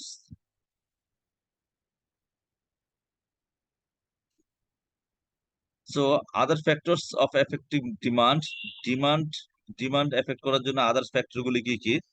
আপনার interrelated goods are substitute goods and complements. আপনি যদি দেখেন কি বলে মানে আপনি নির্দিষ্ট একটা প্রোডাক্টের দাম বেড়ে গেলে ওইটার কিন্তু কি ওই আপনার কি হয় সাবস্টিটিউট প্রোডাক্ট, যেটা সাবস্টিটিউট ওই যেই প্রোডাক্টের দাম বাড়ছে ওইটার ডিমান্ড কমে না বাড়ে? তার যেটার দাম বেড়ে যায় ওটার ডিমান্ড কমে যাবে, আর এবং যেটার দাম ওই কম থাকবে সেটার ডিমান্ড বেড়ে যাবে। এবং ওটার সাবস্টিটিউট প্রোডাক্ট যেটা ওটার আবার কি হয়ে যায়, ডিমান্ড বেড়ে যায়। যেমন এখানে দেখেন rival rival brands of the same commodity like Coca Cola and Pepsi. আপনি আপনি কি দেখবেন যখন কি হয়েছে, একটা সময় দেখা গেছে কি মানে যে কোনো কারণেই কোকা কোলা যারা ব্র্যান্ড ফোকাস তাদের ব্যাপার ভিন্ন, যারা ব্র্যান্ড ফোকাস তাদের কথা ভিন্ন, বাট যারা নর্মাল কনজিউমার তারা যদি দেখে যে প্রোডাক্টটা সে খায় ওটার দাম বেড়ে গেলে সে ওইটা কমায় দিয়ে অন্যটার দিকে খেয়াল করে। এখন যদি বলেন টি আর কফি, মানে কফির দাম তো অনেক হাই নাকি, কফির দাম যদি আরেক আরেক দফা বাড়ে, কফির দাম আরেক দফা বাড়লে কফির কফির কি ডিমান্ড বাড়বে না আপনার মানে চায়ের ডিমান্ড কমে যাবে ডিমান্ড আর কমে যাবে, চায়ের চায়ের ডিমান্ড ডিমান্ড বেড়ে বেড়ে যাবে? যাবে। এবার আছেন বাস ride and car ride.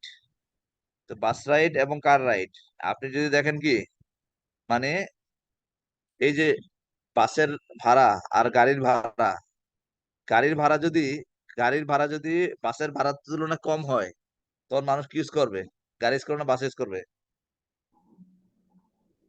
Car use করবে স্যার যদি প্রাইস কম হয়? ইয়েস। সো এখন কারের ভাড়া বেশি, এই কারণে মানুষ কি কারের সাবস্টিটিউট কোনটা আছে, মানে বাস একই ইউজ করবে। মানে একই জায়গায় যাওয়া যায়, তো সেক্ষেত্রে কারের ভাড়া যদি বেশি সেক্ষেত্রে মানুষ they are using rides, bus rides. এখন আর বলে বাস রাইড ইউজ করে, এখন মানুষ কি করে, এখন মানুষ কি বলে সিএনজি, মোটরসাইকেল ইউজ করে। Bike rider. Yes. So different forms of entertainment. যদি দেখেন কি যদি দেখেন সিনেমা হলে গিয়ে সিনেমা দেখার খরচ অনেক বেশি, তখন কি সিনেমা হলে গিয়ে সিনেমা দেখবেন না না না ওটিটি প্ল্যাটফর্মে দেখবেন?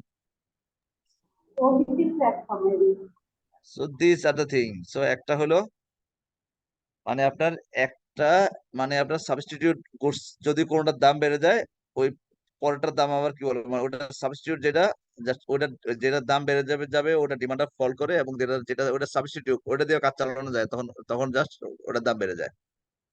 এবং income levels and inferior goods, normal and inferior goods, income লেভেলের মধ্যেও ইনকাম লেভেলের জন্য কি হয়, আপনার প্রোডাক্টের ডিমান্ড বাড়ে বা কমে, ইনকাম। এবং ফ্যাশন অ্যান্ড এক্সপেকটেশন, আপনার ফ্যাশন চেঞ্জ হইলে, ফ্যাশন কি কিছু কিছু দেখবেন, আচ্ছা যখন এই যে কয়েকদিন আগে ইয়ে গেল, এখন তো এখন চলতেছে ক্রিকেট ওয়ার্ল্ড কাপ, আর কিছুদিন আগে চলছে football world cup. So football world কাপের আগে টিভির দাম বাড়ে না কমে? স্যার দাম বাড়ে স্যার। না, তারপর কুরবানির আগে ফ্রিজের দাম বাড়ে স্যার। টিভির দাম কমে। ওয়ার্ল্ড কাপের সময় টিভির দাম কমে, কারণ কি জানেন? কেন স্যার? ওয়ার্ল্ড ও কাপের সময় ঠিক আছে স্যার। বাংলাদেশের টিভির দাম কমে, কারণ কি? কারণ তারা ওই কোম্পানিগুলি লাভের পরিমাণ একটু কমায় দেয়, বাট তাদের তাদের কি তাদের সেল কি কম হয় না বেশি হয়? বেশি হয়। বেশি হয়। সামহাও আবার আবার আপনি যেটা বললেন, আমি আবার এক্স্যাক্টলি আবার আমি রাইট নাও হইতে পারি। ওই ওয়ার্ল্ড কাপের আগেই এর দাম বাড়ায় রাখে, টিভির দাম বাড়ায় রাখে। তো ওই বাড়তি দাম থেকে কি কি বলে একটু ছাড়ে দিছি, আসলে ছাড় না। তেমনি ভাবে আবার কি যেটা বললেন যে কুরবানি ঈদের আগে কি হয়, আপনার এক্সপেকটেশন, সব সব গরিব মানুষও থিঙ্কিং করে যে আমার যদি একটা ফ্রিজ থাকতো, তো সে কি কি করে, কুরবানির আগে একটা ফ্রিজ কিনতেই হবে। So these are the thing. এবং ওয়ার্ল্ড কাপ শুরুর আগে, ফুটবল ওয়ার্ল্ড কাপ শুরুর আগে কি কি কি হয়, এই যে মানে কি বলে ব্রাজিলের কি বলে মানে জামা আর কি, ব্রাজিলের জার্সি এবং আর্জেন্টিনার জার্সি, এটা ডিমান্ড কেমন বাড়ে? বেড়ে যায় ওয়ার্ল্ড কাপের সময়। আর এখন এখন কি অবস্থা? বর্তমানে এই বর্তমান সময় এখন কেউ ব্রাজিলের জার্সি কেনে না এবং স্যার। এর কি অবস্থা, মানে এখন আর কেউ কিনে না। সো ফ্যাশন এবং এক্সপেকটেশনের মধ্যেও কি হয়, ডিমান্ড ইনক্রিজ এবং ডিক্রিজ হয়। সো ইনকাম ডিস্ট্রিবিউশন একটা ইস্যুজ আছে, and shift the demand curve. So demand কার্ভটা অনেক সময় শিফটিং হয় কিভাবে, আপনার এই raise in household income, মানুষের ইনকাম বাড়লেও ডিমান্ড কার্ভ শিফটিং হয়। Raise of the price of the substitutes, অন্য প্রোডাক্ট এক প্রোডাক্টের দাম বাড়লে আরেক প্রোডাক্টের দিকে এটা কি বলে শিফট হয়। Fall the price of the complements, যদি কোনো প্রোডাক্টের যদি প্রাইস ফল করে, মানে এটার সাথে ওটা ফ্রি, ওটার সাথে ওটা ওটা ওটা বাড়লে ওটা কমে। এবং positive change in taste towards this goods, এবং expected raise the price of the goods, মানে এন্ড দেন আমরা যদি দেখি যে supply, supply is very easy. The quantity of a goods that existing suppliers or would be suppliers would want to produce for the market at a given price. Market যদি একটা নির্দিষ্ট দাম কি দেয়, দাম যদি সাপ্লায়ারকে দিতে চায়, then then supplier may supply the goods. What factors influence supply? সাপ্লাইয়ের ক্ষেত্রে কি কি ফ্যাক্টরস কাজ করে? প্রাইস অবটেইনেবল ফর দ্য গুডস, আপনি যদি আচ্ছা যেই প্রাইসটা যদি আপনি না দেন, আপনি প্রাইস না দিলে কি কি বলে সাপ্লায়ার কি তার প্রোডাক্ট কি করবে, মানে আপনার জন্য ইয়ে করে নিয়ে আসবে, মানে সে কি লস দিয়ে বানায় নিয়ে আসবে? অবশ্যই না। তারপরে প্রাইস অফ আদার গুডস, মানে অন্য অন্য প্রোডাক্টের কি কেমন, মানে অন্য প্রোডাক্টের প্রাইস কেমন, এর উপরে বেস করে কিন্তু কি হয় সাপ্লাই বাড়ে বা কমে, নাকি? অন্য প্রোডাক্টের প্রাইস কেমন, এর উপরে সাপ্লাই বাড়ে বা কমে।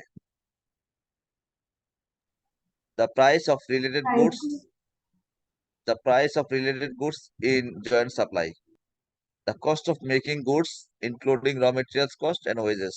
These are the influential factors for supply any goods.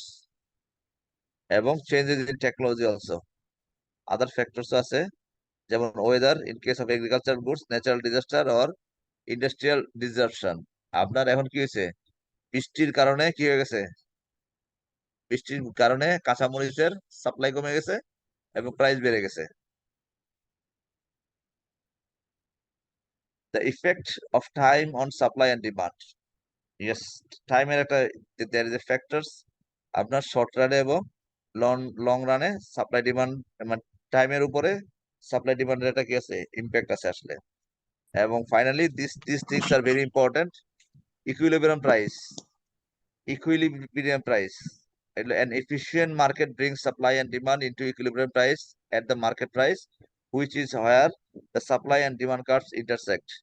যেখানে সাপ্লাই এবং ডিমান্ড কার্ভ যেটা ইন্টারসেক্ট হয় মানে optimum supply and optimum demand, ওইটা হলো একটা প্রোডাক্টের যথাযুক্ত প্রাইস। সো যেটা বলছিলাম 1700 টাকা কেজি ইলিশ মাছ, এটা কি মানে যুক্তিযুক্ত প্রাইস কিনা? এটা যুক্তিযুক্ত প্রাইস না। সো এই দামে বিক্রি হচ্ছে, but this is not the equilibrium price. Equilibrium প্রাইসটা কি? আপনি দেখবেন supply curve and demand curve যেক্ষেত্রে ইন্টারসেক্ট করে, supply curve and demand curve যেক্ষেত্রে ইন্টারসেক্ট করে সেটা হলো আপনার প্রাইস ইকুইলিব্রিয়াম। সো এক্ষেত্রে দেখেন আপনার 600 গ্যালনস as well as 1.4 USD per gallon. This is the equilibrium price. So price regulation বলতে একটা কিছু তো অবশ্যই থাকে। সো প্রাইস রেগুলেশনটা কি? To set a maximum price for a goods. Live হচ্ছে 10:30 শেষ হয়।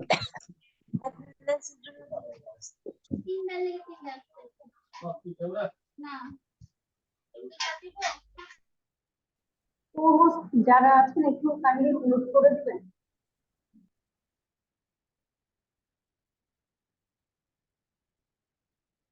So to set a maximum price for a goods, perhaps as part of an anti-inflationary economy policy, to set a minimum price for a goods below which a supplier not allowed to fall. So মানে অনেক সময় কি হয় আপনার price রেগুলেশনটা মানে গভর্নমেন্টের বিভিন্ন ইস্যুতে এখন দেখেন কি মানে গভর্নমেন্ট যখন দেখছে একটা প্রাইসের সাপ্লাই ডিমান্ডের কোনো কি নাই, সাপ্লাই ডিমান্ডের কোনো বালাই নেই, প্রাইস লাগামহীন ভাবে বাড়ছে, on the time government is try to regulate the price. এবং আরেকটা ইম্পর্টেন্ট ফ্যাক্টর প্রাইস ইলাস্টিসিটিটা কি? the extent of a change in demand and or supply given a change in price. যদি একটা লেভেলের প্রাইস আপনার কি কমে তখন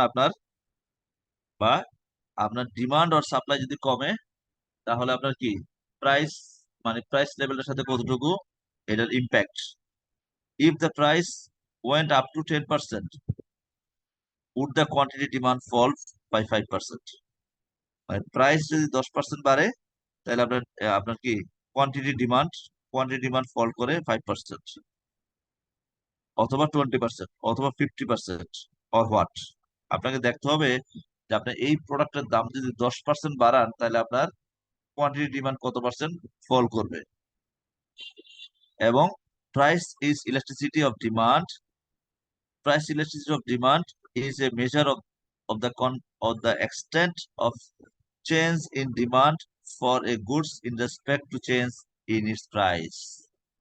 So price কতটুকু বাড়লে বা কমলে ওটা ডিমান্ডে কি ইম্প্যাক্ট করবে, এটাকে মেজার করার একটা অন্যতম ওয়ে হলো কি price elasticity of demand. So what the formula of PED, price elasticity of demand, proportional changes in quantity divided by proportional changes in price. So price কতটুকু বাড়লে এটা ডিমান্ড কতটুকু কমবে বা বাড়বে। Clear?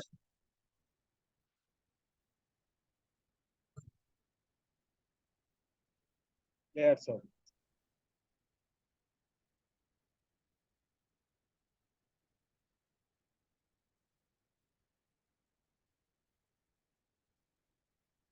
So elastic and inelastic demand, যে ক্ষেত্রে আপনার কি বলে মানে প্রাইস বাড়ার সাথে বা কমার সাথে কি করে না, ডিমান্ডের কোনো খুব একটা হেরফের হয় না, সেক্ষেত্রে ওটা হলো আপনার কি ইনইলাস্টিক ডিমান্ড। যদি বলে একটা আচ্ছা লবণ, লবণের প্রাইস যদি হঠাৎ করে কি লবণের প্রাইস অনেক যদি কমে যায়, আপনি আগে কিনতেন মানে 1 কেজি কিনতেন আপনার ফর 1 মান্থ, এখন এখন কি বেশি কিনবেন? মানে আগে আগে যেহেতু কম ছিল, আগে দাম একটু বেশি ছিল লবণের, এই কারণে কি খাইতাম একটু লবণ কম খাইতাম। এখন যেহেতু লবণের দাম কমে গেছে, মোটামুটি এখন কি করবো, লবণ দিয়ে খাবো সব। এটা কি হবে? হয়? হয় না না স্যার, স্যার, না মানে স্যার, এটা হয় না। সো কিছু কিছু কিছু কিছু ক্ষেত্রে আপনার আপনার প্রাইস কমলেও কি হয় না, প্রাইস কমলেও কি বেশি কনজিউম করার ইয়ে থাকে, চান্স থাকে, থাকে না। সো আমরা যদি দেখি যে the value of price elasticity of demand may be anything from 0 to infinity. Demand is referred to as a inelastic if the absolute value is less than 1, elastic if the absolute value is greater than 1. Think about what this means. Where demand is inelastic, the quantity demand changes by a smaller percentage than the percentage change in price. Price যতটুকু বাড়ে বা কমে, আপনার কি বলে, আপনার quantity ডিমান্ডের change তার থেকে অনেক কম নিচে। তার মানে কি, এই প্রোডাক্টের সাথে আপনার প্রাইস ইলাস্টিসিটির কি নাই কোনো, মানে খুব একটা কি নাই। Where demand is elastic, demand changes by a larger percentage than the percentage change in price. মানে প্রাইস যতটুকু বাড়লো না কমলো, বাট ডিমান্ডের ইম্প্যাক্টটা অনেক বেশি। This is more than 1।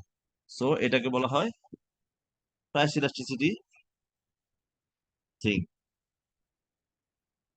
So demand is perfectly inelastic. Demand is perfectly inelastic মানে কি, পি ইজ ইকুয়াল টু 0। মানে আপনার ডিমান্ড, আপনার প্রাইস বাড়লে ডিমান্ড এক আগে যা ছিল তাই তাই থাকলো, মানে ডিমান্ড কমেও নাই বাড়েও নাই। এই সিচুয়েশনকে আমরা বলি PD equal to 0। Demand is perfectly elastic. Perfectly elastic মানে আপনার একের বেশি আর কি, মানে মানে just কতটুকু বাড়বে, কতটুকু বাড়ে আমরা জানি না আসলে। So demand is perfectly elastic, এটা হলো infinity elastic. Consumers will want to buy an infinite amount, but only up to a particular price level.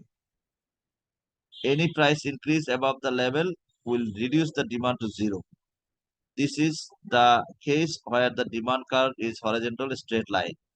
আপনার এটা হলো একটা consumer will want to buy a infinity amount, মানে একটা consumer একটা পরিমাণ প্রোডাক্ট মানে অ্যামাউন্ট কিনতে চায় যদি প্রাইসটা এত থাকে।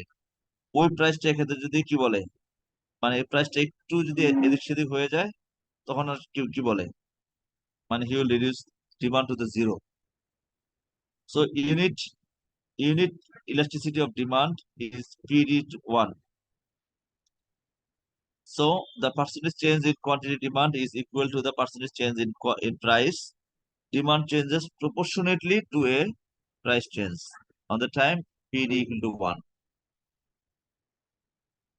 Factors influencing price elasticity of demand for a goods, কি ফ্যাক্টর আসলে ইনফ্লুয়েন্স করে আসলে?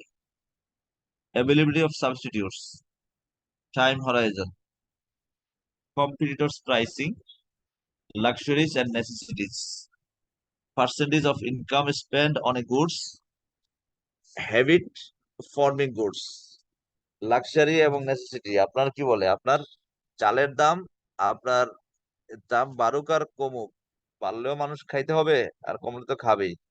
সো চালের দাম বাড়লেও মানুষ একদম খাওয়া কমাই দিবে তা না।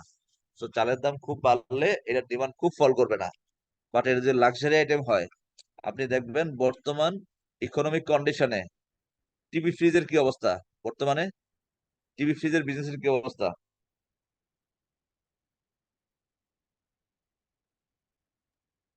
ভালো টিভি না আর কি, আগের মতো ভালো না স্যার। আগের মতো ভালো না। আবার অফার কোকা কোলা, টফারও দিচ্ছে না। হ্যাঁ বর্তমানে কোকা কোলা পেপসির অবস্থা কেমন বিজনেস, এনি আইডিয়া? কোকা-কোলা পেপসিও তো স্যার এখন ভালো না, মজো দেখা যায় মানুষ বেশি খায় এখন। মজাও খায় না মানুষ, পকেটে টাকা নাই। হ্যাঁ, এটা ঠিক অবশ্য।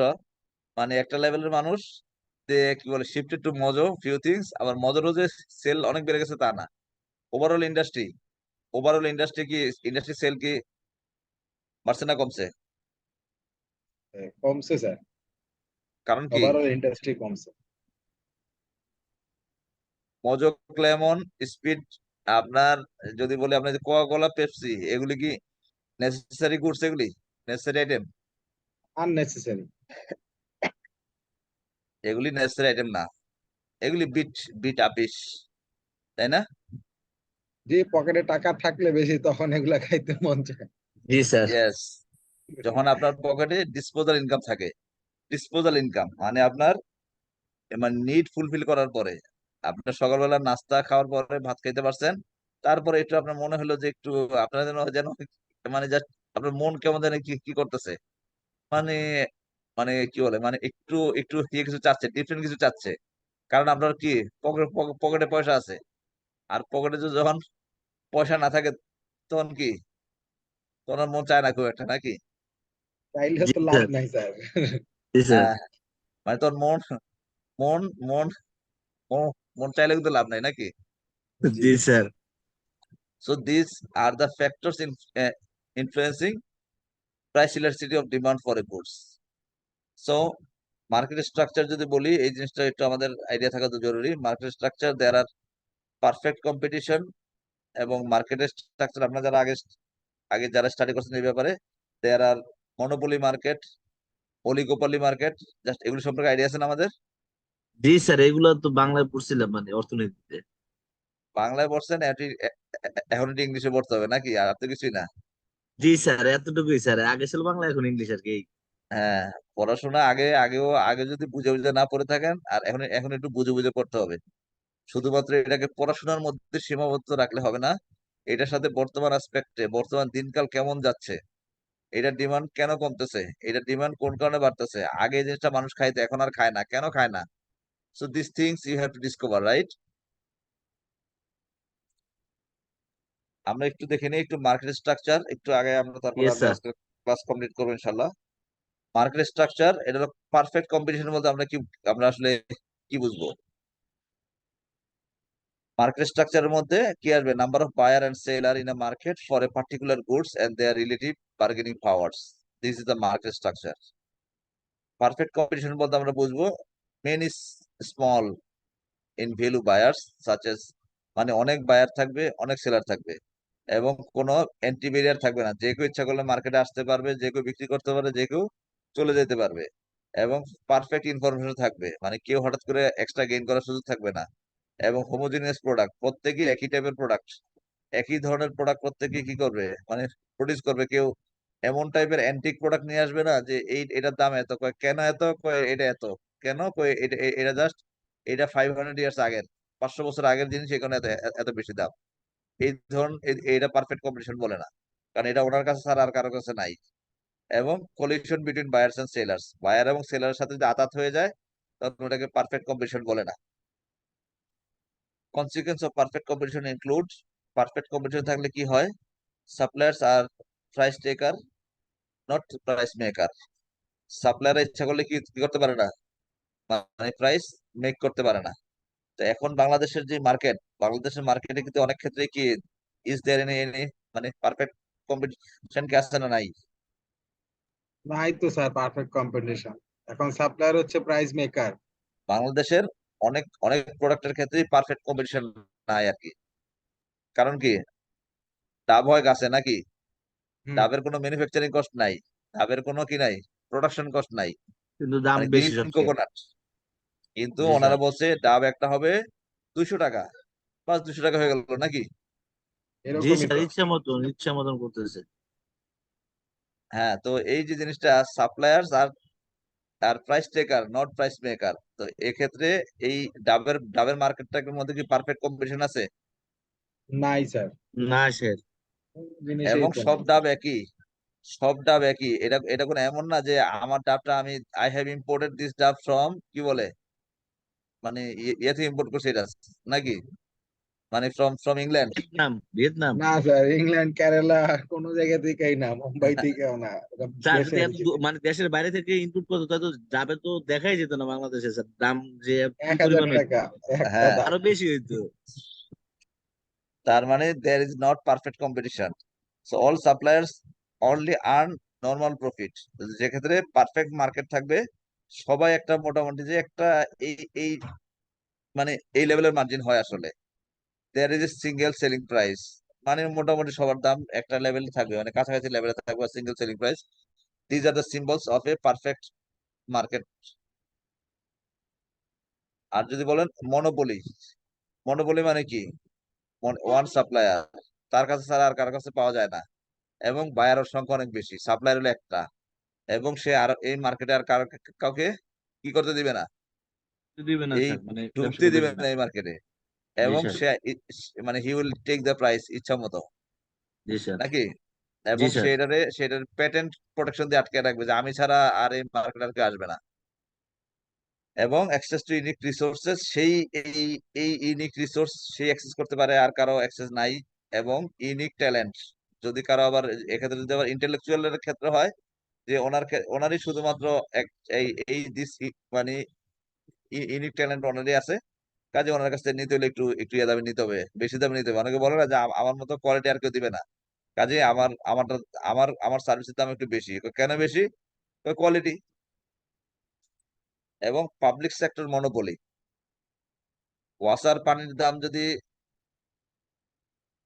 বেশি হয়, ওয়াসার পানির দাম বেশি হলে আমাদের পক্ষে কি আরেকটা ওয়াসা বানানো সম্ভব?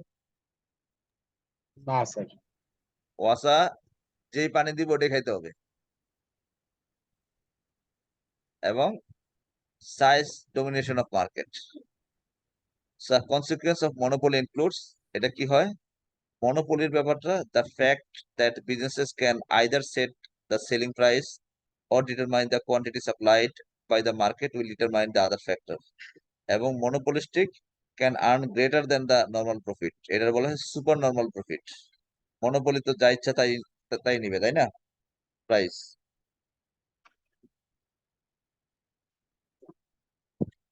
সো আমরা আমরা আমাদের আগামী ক্লাসে আমরা পরবর্তীতে আমরা বাকি যে রেস্ট স্লাইড গুলি কমপ্লিট করব। রেস্ট স্লাইড গুলি বেশি নাই, এই কমপ্লিট করে দেন will go for the review classes. Okay okay sir so আমাদের বেশি নাই, আমরা আগামী ক্লাসে খুব কম সময়ের মধ্যে will complete this rest of the thing and we will go for the review classes. আমরা প্রত্যেকটা অড চ্যাপ্টার কমপ্লিট করলাম, সবগুলি অড চ্যাপ্টার। আপনারা আগামী ক্লাসে ইনশাআল্লাহ বসার সময় আপনাদের সাথে যে নোট শিটটা আছে নোট খাতাটা নিয়ে বসবেন, উইল ডিসকাস, এবং যদি কোনো প্রশ্ন থাকে ওটা আমরা আলোচনা করব। এবং নোট খাতার মধ্যে আর পয়েন্ট আউট করবেন যে কোন চ্যাপ্টারের কোন কোন এরিয়াগুলি you should focus more for your exam. এবং আমি আপনাদেরকে একটা model question I will mail to you, এবং ওইটাও আমরা এই মানে আমরা আগামী ক্লাসে কম সময়ে রিভিউ শেষ করে আমরা ওই কোশ্চেনটা নিয়ে আলোচনা করার will try to solve that model question. Okay,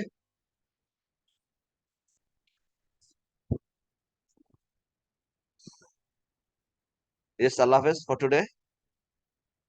G sir আল্লাহ হাফেজ আসসালামু আলাইকুম স্যার আসসালামু আলাইকুম sir. Thank you for your patience. আসসালামু Assalamu আলাইকুম। alaikum. Assalam. আসসালামু আলাইকুম স্যার।